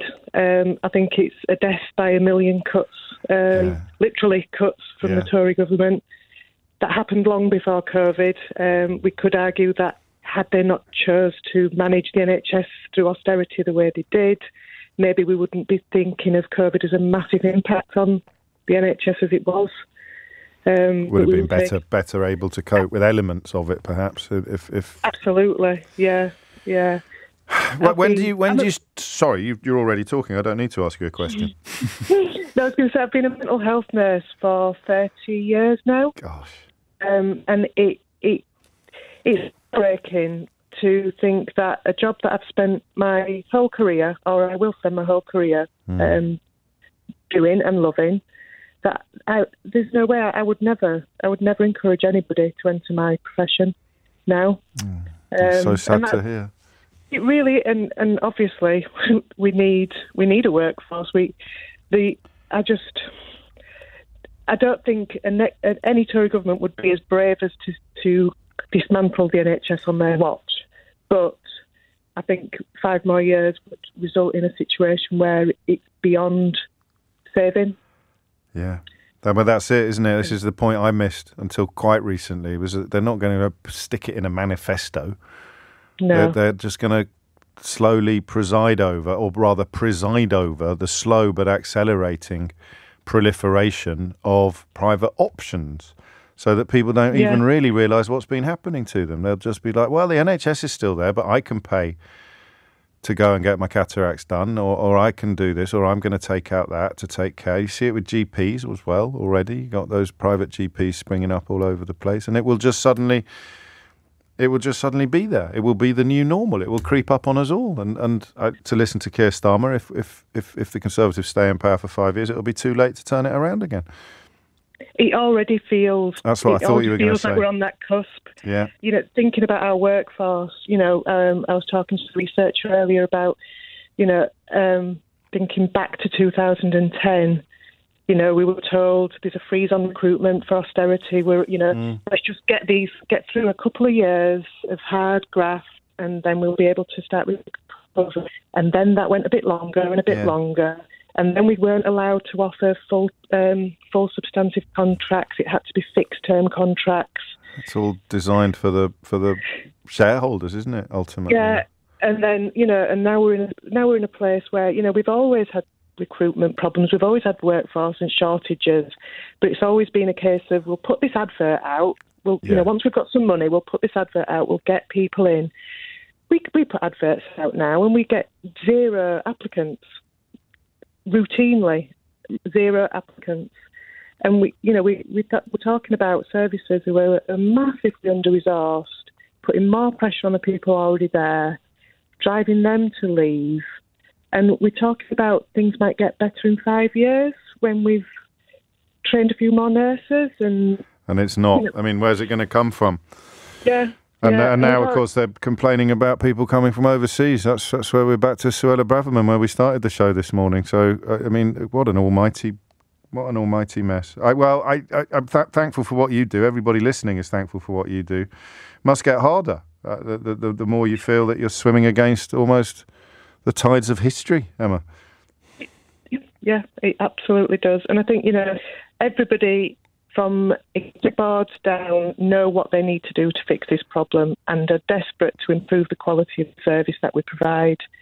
But we're doing it with now both hands tied behind our backs. It's got to be better than nothing. Starmer at least acknowledging the threat, no? Yeah, absolutely. And I agree with the last caller, actually, that the NHS, we know that if we were to do a poll of Britain, that the amount of people that would want to keep the NHS would be overwhelming. Yeah, this is it. It needs to be taken out of party politics. Yes. It was clear that the Tories were going to come in and completely do the thing Labour had done, do that, whether it was right or wrong. Sure, legislate for a kind of independently run organisation, but I don't know how you then guard against another government coming in subsequently and undoing that legislation as well. But it is short-termism as well as partisanship. Emma, thank you. I'm cracking on just so I can squeeze in one more. Funny how the texts work. Pleased to hear that caller talking about heavy management, as that is what Labour brought in. Keir's comment is a neat soundbite, nothing more. That's Idiot's Corner, I'm afraid, isn't it? Because you're talking about the decline in patient satisfaction and the rocketing of waiting lists from 2010 onwards, but you're trying to somehow blame it on the Labour Party. So that's pure Idiot's Corner. And I didn't pick Joe up on this because it's not his field really, but I think, and a couple of you are telling me, that when it comes to the staff to management ratio, I think we've got the best in the or rather the lowest number of management in the whole of the G7. So that is unlikely to be a major cause of the problem, although judging by our friend in Idiot's Corner, that's the kind of propaganda that has seeped through. It is coming up to 11:45. I'll go to Candy and Thanet first after this. 11:48 is the time. NHS, 5 years. 5 years to save the NHS, or rather 5 minutes to save the NHS, or 5 months to save the NHS, whatever whenever the next general election is, I imagine there'll be a Labour slogan slotting rather neatly into that space, a space defined today by Keir Starmer. And most people sharing his concern with, would I dare suggest, a side order of pessimism that it might already be too late. Candy's in Thanet. Candy, what would you like to say? Oh, hello. Well, hello. I'd like to say, it's nice and sunny here. So, it's sunny here now, Candy, thanks to you. Thank you for that. Carry on. What am I saying? I'm talking about Keir Starmer and the NHS, aren't I? Yeah? Yes, well, hopefully. You don't have to. I mean, you're here now. I can't get rid of you. Okay. Well, Keir Starmer isn't the answer to the NHS. He and his Shadow Health Secretary, they both take money from private healthcare providers, and obviously they're both on record of saying they're going to use private healthcare within the NHS, which suits all the shareholders, doesn't it? And it's really, when you think of how the NHS 13 years ago was the envy of the world, we had a great workforce, we had camaraderie, and now we're a shadow. But we did have, I mean, the private sector was still playing a part in the NHS 13 years ago.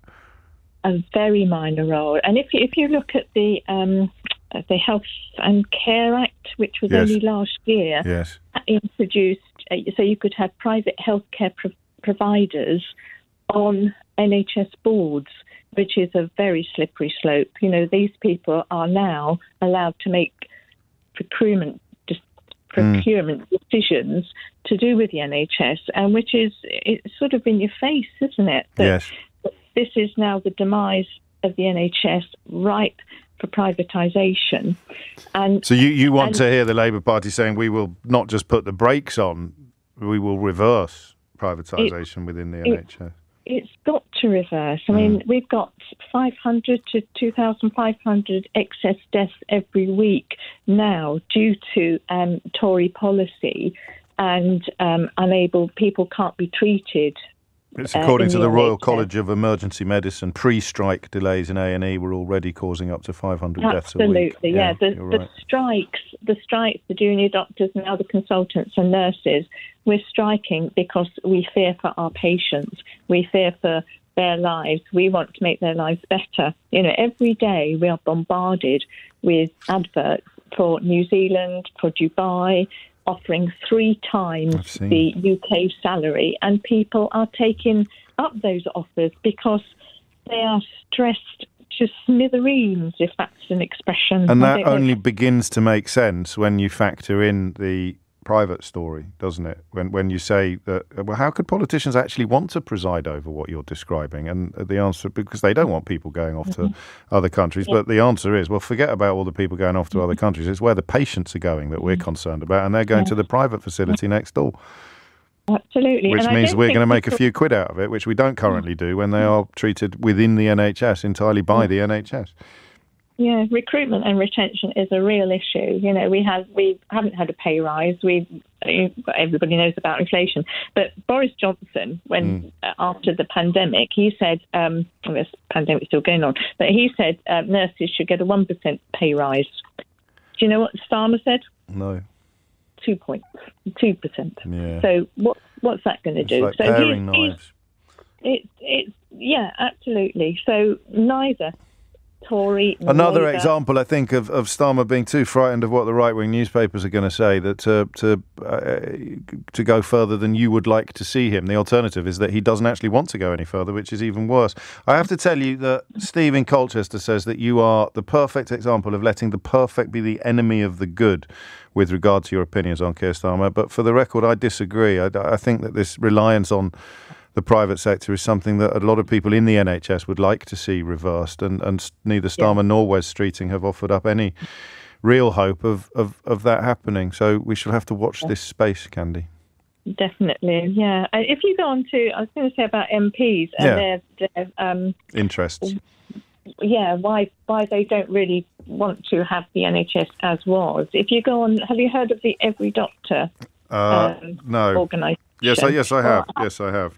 That looks at the shareholdings of MPs, does it, and members of the House of Lords? Yeah, yes, I've seen that. All around the country, it's horrific. It really is bad, and so there is no will with MPs with those interests to change anything, but they're not thinking of their constituents. They're not thinking of the people who need the NHS at the point of delivery. No. In fact, I was just saying the other day to somebody... I've got Ben Kentish on hold, so this will have to be the final part of your contribution, Candy, if that's all right. Okay, so carry on. All I'm going to say is people don't use the NHS every day. No. We're not ill every day, so we don't appreciate how bad it is unless the odd headline pops up. Exactly. So thank you. And unless we get to listen to people like you, which we do quite often on this programme. I think Sheila probably does it even more often than I do, but between us, I'd like to think that we keep the ground fairly well covered, but there's always room for improvement. Thank you, Candy.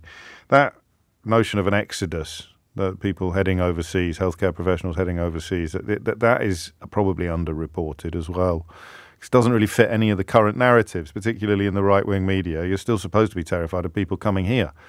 But, you know, those adverts, she's right. They're bombarding NHS professionals with invitations to go and strut their stuff on the other side of the world for more money, less stress and a nicer lifestyle.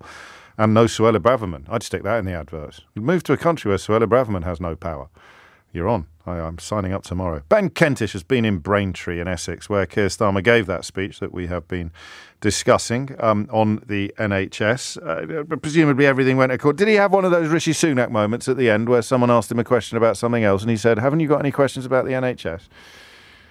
He didn't, James, actually. He was asked about local elections, but most of the questions were on topic about the NHS. Keir Starmer happy to answer them, but not too happy to give a great deal of detail on exactly how Labour is going to transform the NHS in the way that he was trying to set out, or indeed, James, specifically, how Labour's going to pay for it. Time and time again he was asked, and his aides were asked afterwards, is Labour committing to giving the health service more money than it's currently getting? Time and time again, answer really came there none. Keir Starmer saying, look, of course money's important, but it's not just about money. He was here to talk about his goals for the NHS. He was here to talk about how he was going to achieve those through reform, and there were 3 shifts that he talked about. More focus on care in the community was shift 1. Shift 2 was focusing on prevention rather than just cure, and shift 3 was about better use of technology in order to speed up and streamline the health services processes. Nobody's going to disagree with those things, James. They're exactly the same sort of priorities that Health Secretary after Health Secretary on the Conservative side has been looking at and calling for and saying we need to focus on. So no great surprise that Labour's adopting similar. There are few specifics, a few nuggets of new policy. Keir Starmer promising Labour would ban advertising of products which are harmful to children, things like vapes, junk food, sugary snacks and so on. He talked a bit in detail about the various uses of new technology. He talked about allowing people to access hospital treatment at a neighbouring hospital if they can't get an appointment at the one nearest to them. But in terms of actual money, in terms of transformative change backed by significant investment, he was much more cautious, much more wary of any spending commitments, because what his team say is that, of course, they appreciate the NHS needs money, but they are very wary at this stage of committing to anything without explaining how that is going to be funded. Speaking of explaining and stepping away from the funding for the moment, if I had attended that speech as you did and I came away with the top line about 5 more years of Tory rule and the NHS is finished, would I have any idea why Keir Starmer thinks that, Ben? Yes, you would, James, to an extent. He talked quite a lot about the huge difficulties and problems with social care. He talked about the staffing crisis. He laid out the problems that we all know about: ambulances not turning up, the 8 a.m. GP scramble. But I think where that prediction starts to unravel slightly is the question of, well, just exactly what is Labour going to do differently? No government is going to say, oh no, we don't want to improve technology in the NHS. No Tory Health Secretary thinks that technological change isn't part of the solution. Similarly, with better community care, more prevention, of course we know what needs to happen. The big question for Labour, James, and it does come back not just to sort of reform within the existing spending, but also more investment, is what difference is Keir Starmer necessarily offering? And that's where I think he's going to face most pressure. Sure. I suppose I'm politically just saying we value it and we don't want it to fall apart, where pointing at some of the fraying around the edges that's happened in recent years. Politically that works, but when you dig it down into it, there's not going to be perhaps quite as much flesh on the bones as you'd hope, although we're still a long way out from any. This isn't a manifesto speech, is it? But it is it's feeling like one of the longest election campaigns in history already, this, isn't it? I think that's the key point, James. I think Keir Starmer's team will say this is a direction of travel. This is him setting out what his priorities are, and he talked about 3 priorities: making sure the NHS is there for people when they need it, whether that's a GP appointment, halving the inequality gaps, and also focusing more, as I say, on community care. But the detail will still be to come. There is, a year at least, we think, until the next general election. There will have to be far more flesh on the bones than was provided today. This was the sort of bare bones of where he wants to get to. But I go back to it, James. I just think it is fundamental. The change that Keir Starmer wants to see, when you talk and you listen to NHS professionals, is going to be very hard to achieve without some increase at least in investment, not least of all in social care, where Keir Starmer was talking about a new fair pay deal for carers. But when I asked his team, well, are you committing to more money for that? Again, answer came there, none. Ben Kentish in Braintree for LBC, where, as you've heard, Keir Starmer has been issuing an opening salvo, if you like, on the NHS front prior to and as yet unscheduled election, although it's clear that is really the rationale behind all of these pronouncements. It is coming up to 12 noon and you are listening to James O'Brien on LBC. We'll return to that. We will obviously return to that, but I won't continue despite many of you still waiting to talk, because I am 99.9% certain that Sheila Fogarty will be having a good look at this story at, between 1 and 4 o'clock today on LBC. I haven't yet decided what we're going to talk about in the next hour, but I do quite like the suggestion that we should all stop sneering at mothers who want to be at home. I didn't know we did. It is 3 minutes after 12 and you're listening to James O'Brien on LBC. Just one last word on the Braverman story, which might not go away. I can see a couple of people reporting, the Telegraph reporting on a lawyer calls himself Mr. Loophole, saying she hasn't broken the law or done anything wrong. I've arranged private courses for several high-profile clients. In fact, course providers prefer it as less disruptive. If Suella Braverman had a lawyer, there wouldn't be any political fallout due to confidentiality. I mean, the point that is being spectacularly missed there is that if Suella Braverman had hired a lawyer to help her avoid a speed awareness course or go on a private, some sort of one-on-one arrangement, then she'd have been paying that lawyer herself, which would be absolutely fine. But she asked civil servants to help her, who you pay. So unless I've misunderstood what Mr. Loophole is saying, which is perfectly possible, he's completely missing the point on this. The idea that, I'm a lawyer, I could have advised her, therefore she's done nothing wrong, is missing the entire point of the ministerial code. The ministerial code doesn't say anything about hiring a lawyer to help you get a special famous person's speed awareness course.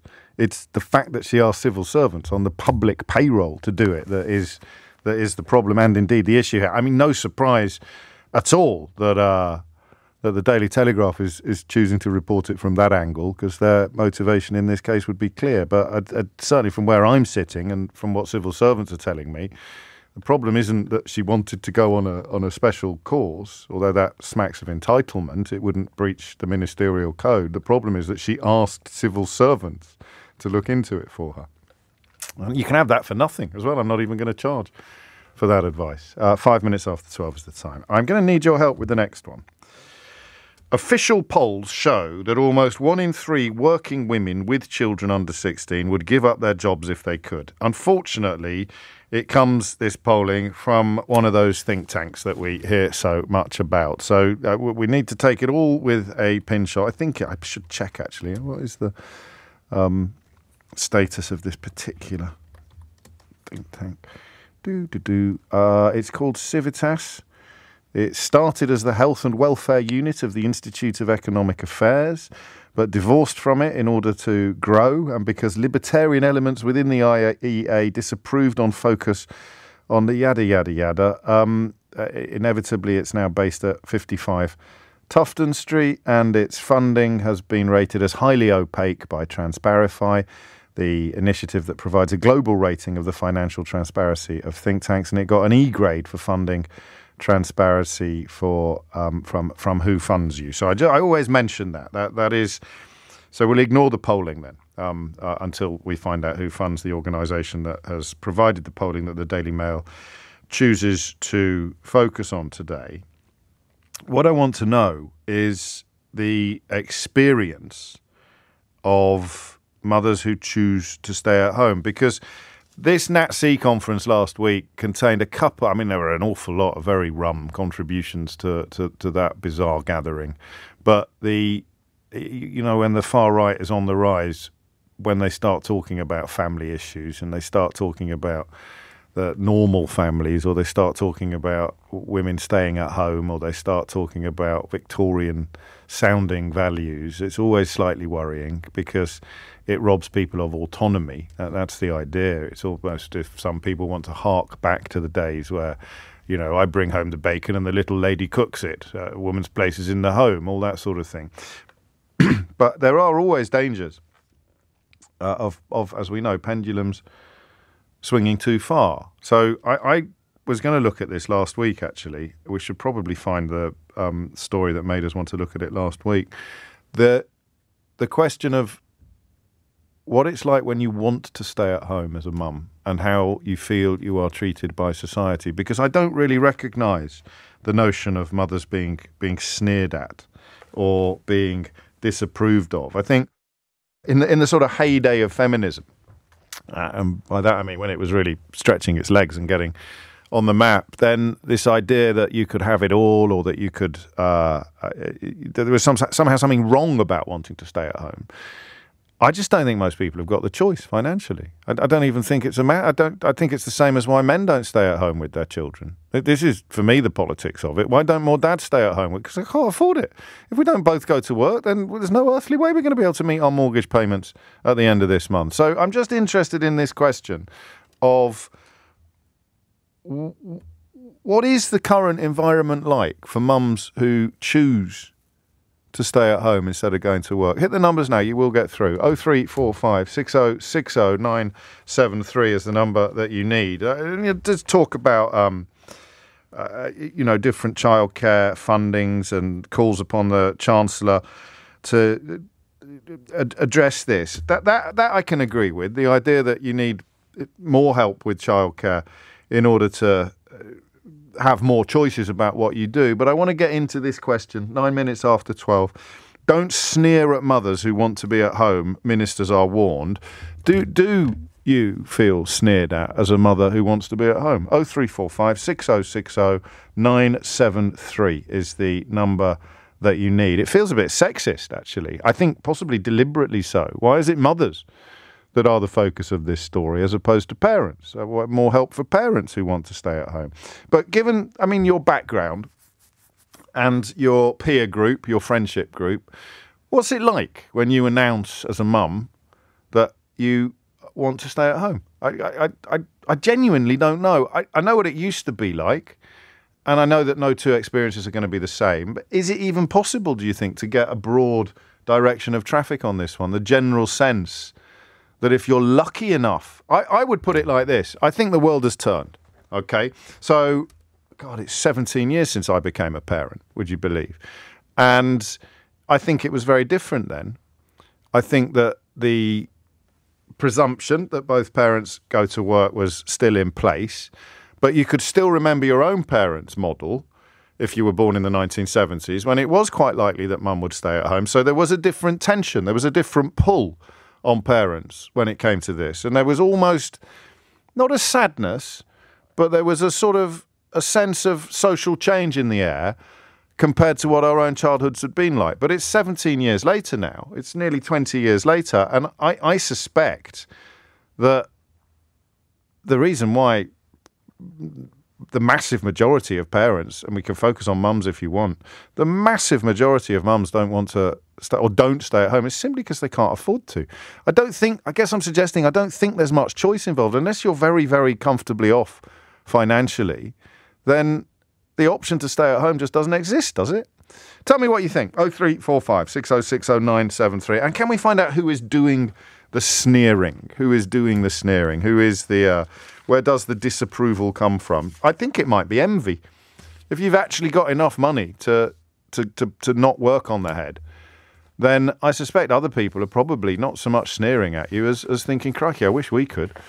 But it's not an option. Hit the numbers now, you will get through. 0345 6060 973. It's supposed to be ministers that are sneering at mums, but what on earth are they supposed to do differently? I think there were calls for... I quite like this, actually. That was the story. I knew I'd remember it if I carried on burbling for long enough. There were calls for, if you're staying at home with your child, this is actually quite politically hot, I think, then you deserve to get the same financial help that another mother gets for putting their child into a nursery. That's really interesting. That was the story. That I find it hard to resist that logic, but that's going to cost an absolute fortune. But if you can get, and it's going to be a political hot potato for years to come, whatever help it is you're entitled to in securing in paying for childcare so that you can go back to work, can it be morally justifiable that the mum next door, your next door neighbour who isn't going back to work, doesn't get the money that you get to pay someone else to do the childcare that she's providing herself? That might be an even more interesting element of this conversation, but we've got time to explore all corners, all avenues. 0345 6060 973. And then you've got the third constituency of people, which I think is arguably going to be the fastest growing, and that's the people caught by the cost of childcare who can't afford not to go to work because the amount of money you earn. I saw a couple, a GP and his wife, so they reckon they needed to earn before tax £75,000 in order to pay for their 2 children to go into full-time childcare. So there's going to be a hell of a lot of people who just can't afford to go to work because of childcare costs. Can the country afford to give them the same amount of financial help that it's giving to all the people who can just about afford to put their children into childcare as long as they get some help from the state? Holy moly, there's a lot to dig into here. It's just coming out to 12:15. I'll go to Fiona and Donna first after the break. After them, of course, it could be you. But the question's a bit slightly complicated introduction. That's because I got 2 stories mixed up in my head. I don't know whether you noticed. The one, I don't like doing stories based upon findings from so-called think tanks, but I do like doing stories that talk about the changing relationships within society, particularly with regard to parenting. I don't know why. I thought it was because when I started doing this job, I became a parent quite soon after. I became a dad in my first 5 years in this job. But it's not that, because most of my interest in these issues has sailed away long ago. The childcare and all that kind of thing is in the dim and distant past. But I still find it fascinating because it's one of the most obvious areas of social change. The simple difference between my childhood and my children's childhood is absolutely clear. It was normal when I was born in 1972 for mum to stay at home until all the kids had at least gone to primary school. That is not normal anymore. That is, I don't want to say abnormal, but it is extraordinary. And the attitudes of the general public towards other people's choices and decisions may have changed accordingly, and that's what we're going to examine after this. It's 12:15. 18 minutes after 12. Don't sneer at mothers who want to be at home. Ministers are warned by an opaquely funded think tank. But out in the real world, is there still a stigma attached to staying at home? Fiona is in Watford. Fiona, what would you like to say? I gave up work quite a long time ago now, and definitely that there is a sneering and a stigma. You'll go to a dinner party and someone will say, that happens all the time. It's my worst question ever. Yes. Oh, and what do you do? Yes. I stay at home as a mum. Oh, and the conversation finishes within 5 minutes because I'm of no help to their future career. Well, it might not be that. They don't know what to say because they know what that's like. So normally the next question would be, crikey, well, that's interesting. I've never... obviously, I say I'm a radio presenter, so they'll ask me a question about being a radio presenter. But if you say you're a stay-at-home mum, I don't know that there's much mystery attached to that. So it may not be quite as personal as you perceive. Well, no, it's like, what do you do all day? Yes. The tone of voice being different. I'm very busy all day. I do so much volunteering. I work in the local hospital. I do a talking newspaper for the deaf, for the blind, obviously not the deaf. Yes. And I keep my day busy. I keep my brain active. But I mean, my children are grown up now. But I stayed at home with my children, having had. Hang on a minute. How long ago are we talking about? No, I'm talking about now. Even now, people say to me, the first question or the third, fourth question. But your children have grown up now. You just said your children have grown up. Yeah, but I still get asked the same question. Oh, I and see. I'm still but that's not. But you're not a stay-at-home mum. Job title. Right. Okay, but you're not actually a stay-at-home mum anymore. You're not staying at home to look after your children. No. No.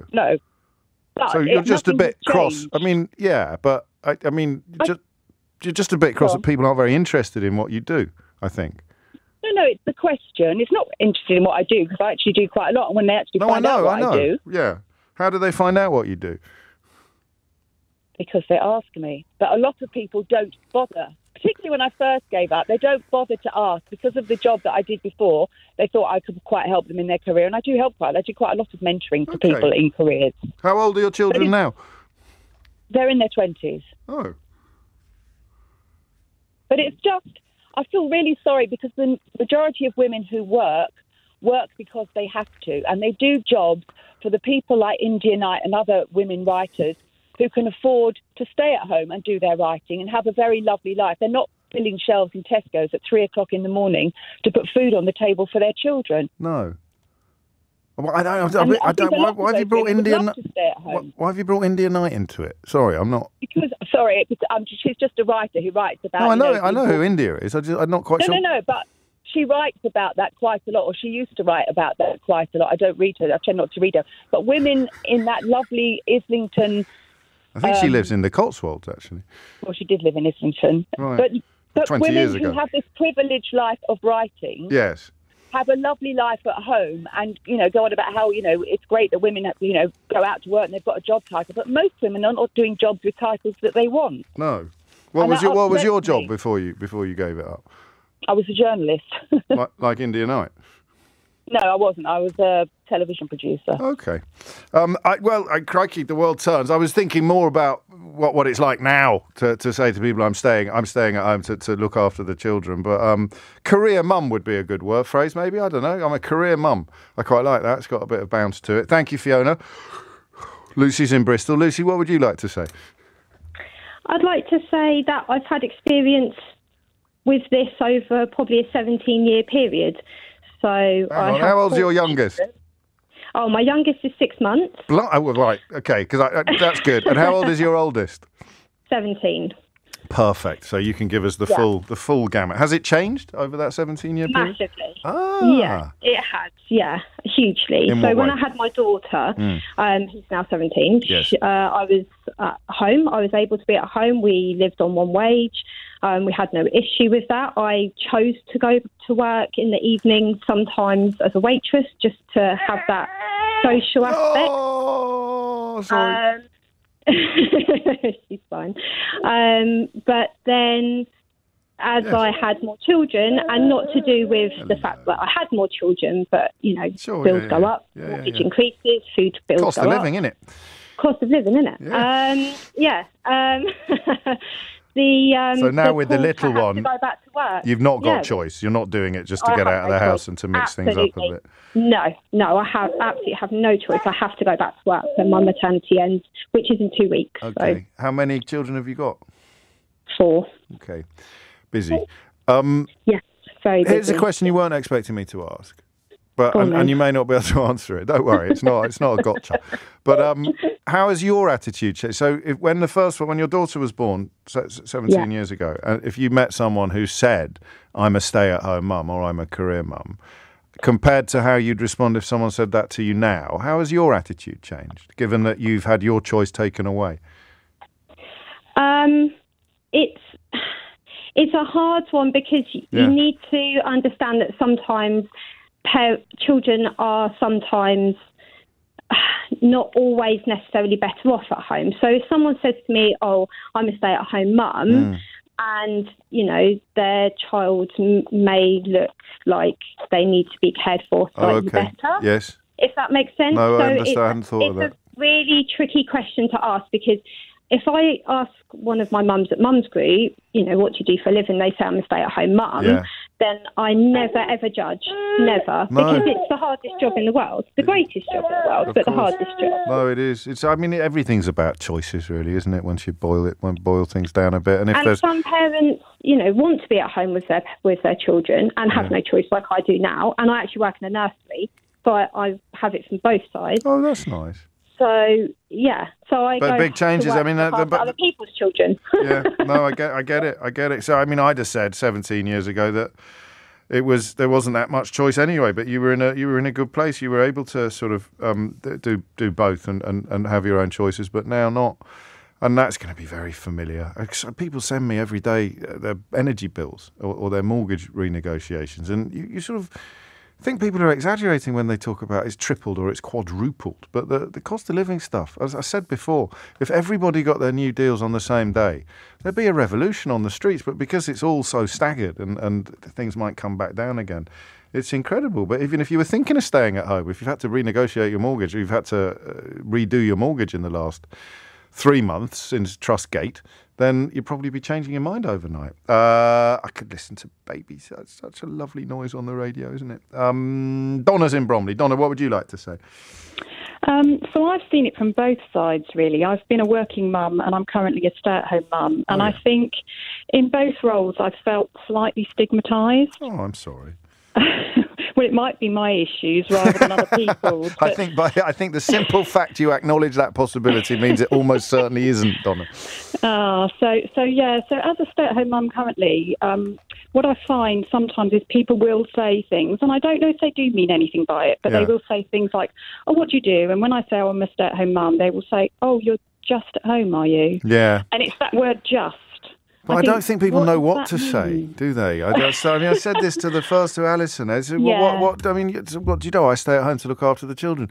You can't then go, gosh, I've never met a rocket scientist before. Do you see what I mean? It's homemaking. There's loads. But I don't know what would you say if someone said it to you? There you go. Let's push it back in your door. What would I say? Let's do it now. Let's role play. Go on, ask me what I do. Ask me what I do. What do you do? I just stay at home. I'm a stay-at-home mum. I'm a homemaker. I'm a career mum. Oh, you shouldn't say the word just. That's actually a really difficult job. I've done it myself. I didn't. I thought you did. I don't know whether I did or not. I don't know whether I did or not, but I think there was a little bit of psychology going on there. So no, I say. So I just say I'm a stay. I don't know what the next question is. I genuinely don't. I think I understand why you feel discomforted by it. Yeah. I think I might say to someone in that situation, actually, "Oh, how old are your children? There you go. How old are the kids?" Yeah, exactly. And good. Just try and take an interest. And either way, women shouldn't, and I do tend to find it is women more than men, women shouldn't be judging other women, whatever decision they make. Tell me about it. Why have you done it the other way around from the last caller who was at home because you said you've been a working mum and a stay-at-home mum. Why have you done it the other way around? Mainly circumstance. Yeah. So when I had my first, unfortunately, my marriage broke down. Oh, I'm sorry. And I had to go back to work full-time, obviously, to support her. Yes. And so I sort of worked full-time, had her in the nursery, and I can see benefits to both, to be honest with you. Yeah. But now I'm in a fortunate position financially. I've got 3 children, and my youngest has a few. Well, she might be autistic. Okay. So we've had 1 or 2 issues with getting her into school, that kind of thing. My husband has a really demanding job. Right. And he sort of, between us, we just decided for now it's easier if I'm at home. Keep her close. Keep her close. I like that. Yeah, it's all choices. Every caller, however different our lives may be, all of these conversations boil down to choices. I did say just. Emma's been in touch. They listen very closely. They listen much more closely than I do. I definitely said just. Not just me being paranoid. No, it's definitely not you being paranoid. It was me being presumptuous and unhelpful. So thank you, Donna. That's okay. Take care. 28 minutes after 12 is the time. I think that's important. I mean, I think I'm probably a little bit guilty of this. Associating paid employment with social worth. That's the problem. Thinking that you're not in paid employment, therefore you are a less valuable contributor to whatever, whether you want to say the economy or whether you want to say society. That's absolutely ridiculous. Obviously, without getting dewy-eyed about it, there is no more important job you can do in many ways than raising the next generation. And that would hold true for teachers as much as it holds true for parents. These are incredibly important roles. So as a parent, because you're not in paid employment, that sense Donna had of almost apologize, I'm just a stay-at-home mum, and people responding to it as if you are somehow a less you have less social worth is a huge problem, and that's stigma. I don't know whether that would be on the rise or on the decline in the current climate, in the current era. I'd have thought that the subconscious resentment many of us may have about the fact that we can't stay at home more, you've got that pull that you want to, but you can't, might lead you to be a little bit, perhaps, subconsciously unkind towards people who can, because it's coming from envy. But then you've got the other cohort of people who are staying at home to look after children because they can't afford the childcare. The relationship between their income if they worked and their outgoings if they paid for childcare has become so great that they couldn't do that either. 12:30 is the time. Amelia Cox is here now with your headlines. 12:34 is the time. Unless my eyes deceive me, a journalist has just got a microphone in front of Suella Braverman, the Home Secretary, and asked her whether or not, and remember this is the crucial point, whether or not she asked civil servants whose wages are paid by you and me to intervene in her personal life by helping arrange some sort of one-on-one speed awareness course after she was clocked speeding. That's the point. I can't believe this needs to be explained. The point is not whether she broke the law or whether did she break the ministerial code by asking civil servants to do something that is not part of their remit. And she appears, well, I don't want to spoil it. Should we just have a listen? Have we got it all? Okay, here it is. Did you ask civil servants last year to arrange a one-on-one driving awareness course when you were caught for speeding? It's a pretty yes or no question. Well, first and foremost, I'm focused on the priorities for the British people as Home Secretary. That's cutting serious crime with more police officers. That's standing up for victims of child sexual abuse. It's about stopping the boats. And I'm not going to take a backward step from working on those issues. In relation to your question, last summer I was speeding. I regret that. I paid the fine and I took the points. But we're focused now on delivering for the British people and working for them. Did you ask civil servants to put you on a one-on-one speeding course? In relation to the process, I'm focused on delivering for the British people, doing my job as Home Secretary. What I will say is that, in my view, I'm confident that nothing untoward has happened. Would you welcome an investigation into this? Have you spoken to the Prime Minister? Would you welcome one? As I said, I'm focused on working as Home Secretary. That's why I'm here. I've met with victims today. I'm making a big announcement today. I'd appreciate the focus on an announcement which is standing up for victims and survivors. In relation to the speeding ticket and my fine and points, I'm very confident nothing just very finally on this, Prime Minister, but this is really important because you've broken rules before. You've had to resign over breaking the ministerial code. You've admitted now to breaking or having a speeding fine. You've accused of breaking the code for a second time. How good a look is it for a senior politician, one of the most senior politicians of the country, to be viewed as a constant rule breaker? I got a speeding ticket. I paid the fine. I took the points. In my view, nothing untoward has happened. Thank you. Wow. BBC journalist, does anyone know who it is? It was brilliant, I thought. It's so refreshing. You wouldn't get that on a Sunday morning, would you, on BBC One? You could say that for sure. That's incredible. So there it is. A very simple question. Did you, because I presume that would be the breach of the ministerial code, did you, it's like Rishi Sunak, wasn't it, last week, talking about his pledges. What are you going to have for tea, Rishi? Well, my 5 pledges are to cut inflation, halve waiting lists, stop the boats, and something else, and another one. Did you ask civil servants to sort out a speeding course for you? Well, I am focused on delivering. It's almost as if she says something like, well, anyway, let's get back to the racism. So there it is. The Home Secretary completely failing to answer a very robust but straightforward question from a BBC journalist who clearly had his Weetabix this morning. 12:37 is the time. And if you text me his name, I would happily read it out on air. But that was all right. Can we play it again or not? But I might play it again before the end of the show because I like those sort of moments. They're so rare these days. Let's get back to the question about staying at home. I bet Suella Braverman wished she'd stayed at home today. Am I right? Am I right? No? Okay. I'm here all week. Fiona's in Poole. Fiona, what would you like to say? Sorry, first time caller. That's really all right. nervous. Well, it's only me. What are you nervous about? I'm not going to ask you questions about whether or not you inappropriately instructed the civil service to arrange any speeding courses for you, so it should all go fine. I haven't done that today, but yes. Maybe. I think, as mums, there is so much judgment going around, and definitely as a stay-at-home mum, I have been judged for it. Really? mainly by other mums, I feel. But my parent and toddler groups can be so cliquey and judgy, and they always seem to think that they've got one-upmanship on who's got it harder, or it's harder for me because I'm a working mum, or it's harder for... Yes.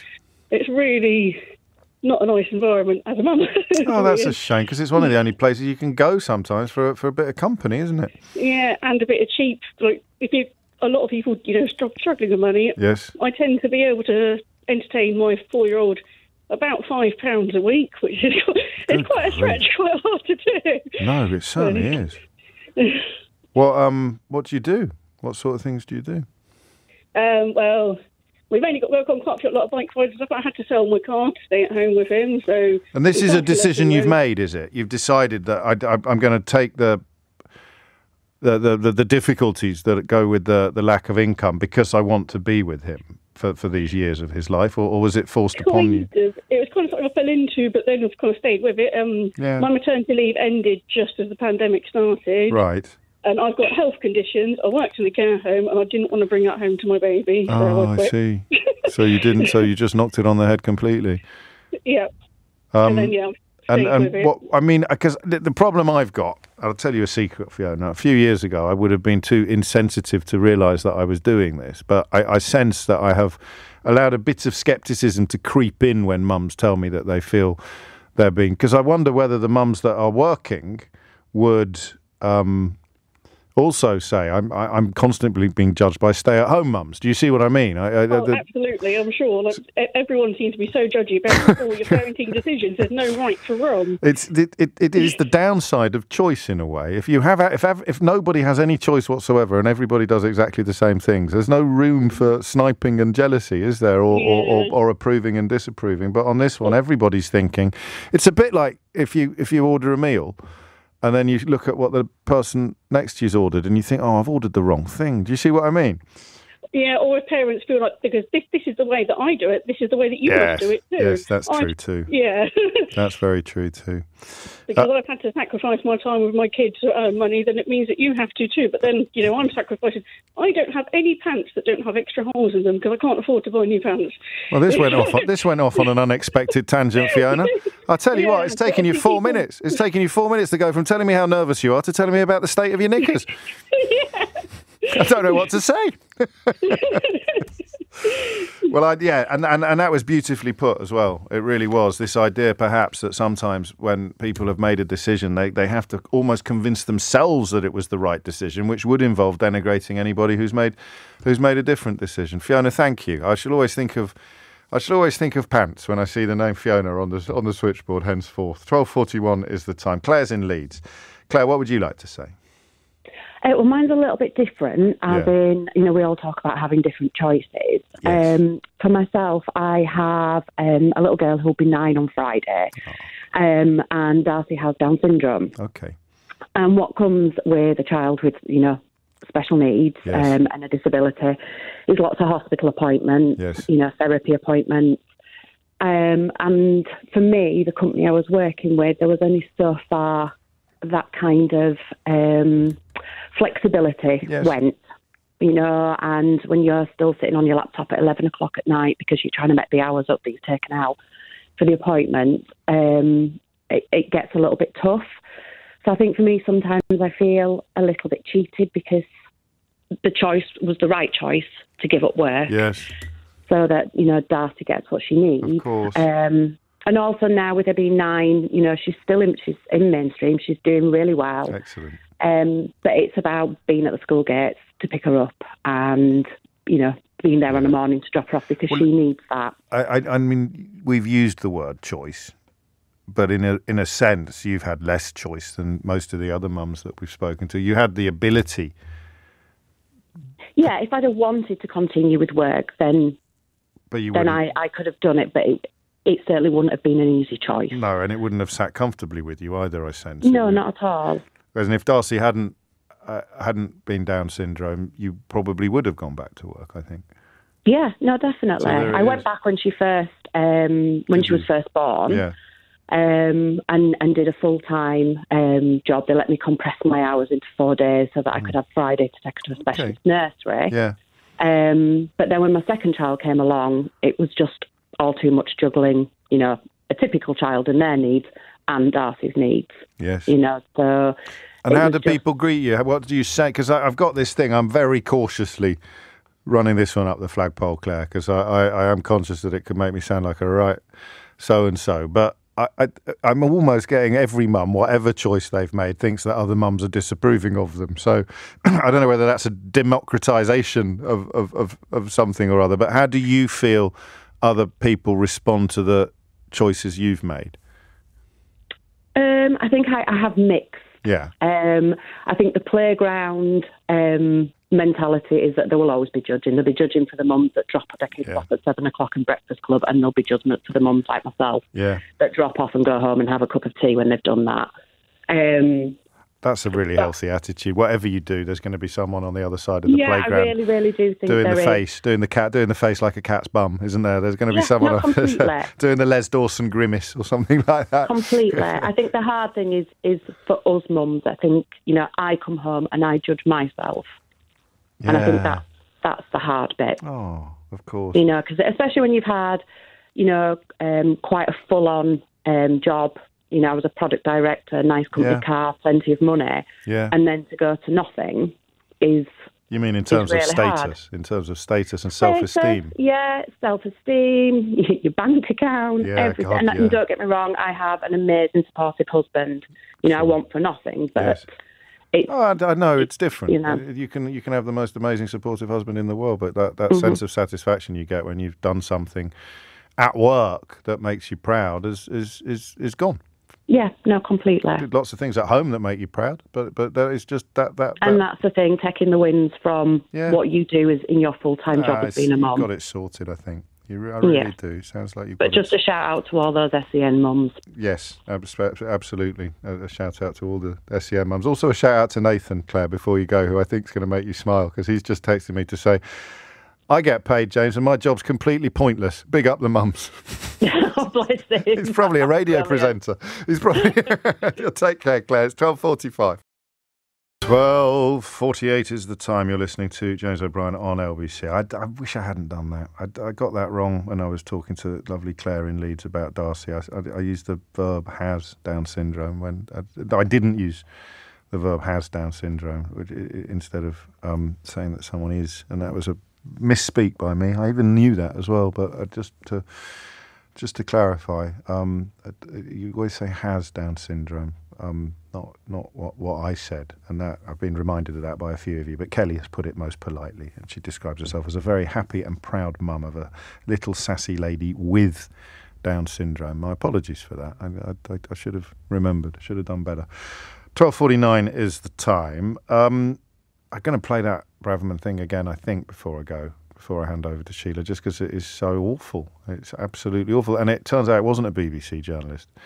You're going to think I'm joking, but it was someone from GBB's, apparently. So it turns out they have got at least one person over there who knows one end of a story from the other. Fair play.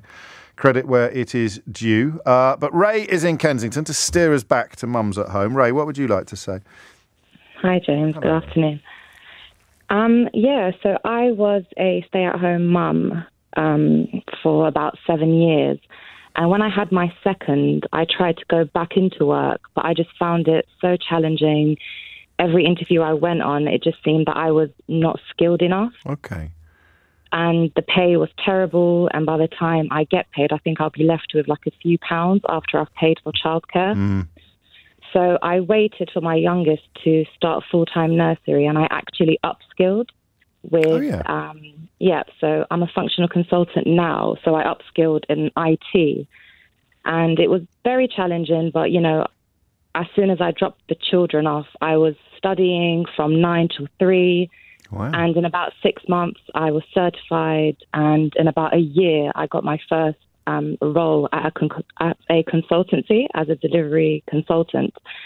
And I work from home, hybrid role. So you've cut your cloth in the office. Yeah, I love it. So you had a look, you thought, well, I'm going to have to change me. The world's not going to change. I'm going to have to make the change that allows me to have a little bit more freedom moving forward. Exactly. And that is something I have now. I try to balance my work and home life. I do like compressed Fridays where I try to take my children out on treats, parks, spend as much time as I can with them. What does compress mean? That you do more work in fewer hours? You just So I get every other Friday off, and I just make up that time every day. Okay, that's nice. Which works perfect for me. I'm pushing for 4-day weeks. Me too. Which will be even better for me. Me too, actually. Not just yet. I might wait a while, but that would make a huge difference. The problem is I don't know I can cram 15 hours of radio into 12 hours on the wireless. What do other people think about your choices? What sort of reaction do you get from others? So before, when I was a stay-at-home mum, like the previous caller said, it was a lot of like, there wasn't much interest. So when they say, oh, so what do you do? And I'm like, I'm raising my young children. Yes. It's kind of like, oh, okay. And like, they move on. Like I'm but I think that's because you don't know what to say next. Exactly, I don't think, that's my discovery from today. Yeah. I think it depends who you speak to, because if you speak to other people, mums, dads, that have had, children, and they know the challenges, and they know, they've got that experience, they're more sympathetic, or they have more to say to you. But if you speak to someone who doesn't have a family, doesn't know, hasn't walked like a mile in your shoes, they wouldn't have much to say back. But even now, when people ask me, so, because I am quite new in my role in general, I tell them my story, and a lot of people are just very interested, and they say, oh, that's, that's very brave, and you've done, because you've made changes. Change is always fascinating. Change is my favourite times on the radio involve talking about change, either individual change or social change, but you made a change. You made a big change to change your life, and it's worked. It's lovely to hear the sense of pride in your voice, Ray, that you've pulled this off. Thank you. I'm very proud of myself. I know. Go you. I'm always continuing to develop. So, for like all the mums out there, I know it is hard, but like there is chances now, especially from working from home, to like upskill in IT. That's and I actually upskilled with mums who upskill other mums. So wow. Just to do that thing so that you can say super mums, is it? We should thank you for that. Thank you, Ray. I'll read this from Harriet as well, because it comes at it from a slightly different angle. My pet hate is when women call themselves a full-time mum. I work full-time, but I am also a full-time mum. My responsibility and love don't stop when I go to the office. I work because I have to, and also because I want to set a positive example of women being responsible for themselves and of achievement. I can't help but feel that a deliberate choice to stay at home is not a good example to set. It was going so well until the final line when many people will be a little bit offended, I think, by that. But I understand your reasoning. Maria is in Croydon. Maria, what would you like to say? Hello. Yes, I am a bit offended by that last comment. I queued it up. Go on. As a stay-at-home mum. No, I called because I was talking about this with my 9-year-old daughter last week, because she said, Mum, you work. And I said, yes. She goes, but do you get paid for what you're doing? And that's nice. I always say I work. I just don't work in an office. Yeah. I've got 2 kids. They're in primary school. I work. And I thought, you know what? I'm going to tot up how much I actually get paid through child benefit. Mm. And it's roughly, because amazingly, I just checked and it's gone up in the last 2 months. I don't know what the government did. They found some money somewhere, but it's about £5 a day. I don't think you'd get that if the household income was above a certain threshold. You wouldn't even get that. Actually. Yeah. So I mean, we're not on the poverty line, but we're managing. Sure. We just live on my husband's wage. What was the reasoning? What made you want to do it this way round as opposed to other ways round? Well, when I had my daughter, if I'd gone back to work, I'd have been earning like 50 quid a month after paying for travel and childcare costs. So there literally was no incentive for me to go back. Mm. And then it is. And then with my second child, too busy. It was just. No, it just worked. I mean, some of us make choices. Some of us have choices thrust upon us, don't we? It was important to get you and the last caller up to Ray to touch on the sort of sense of it was too expensive not to do it this way round, but we're actually quite happy with how things have panned out anyway. That's the big takeaway for me. Maria, thank you. I do want to squeeze in one more, Suella, Suella in Westminster. Listen to this, all right? And then you tell me.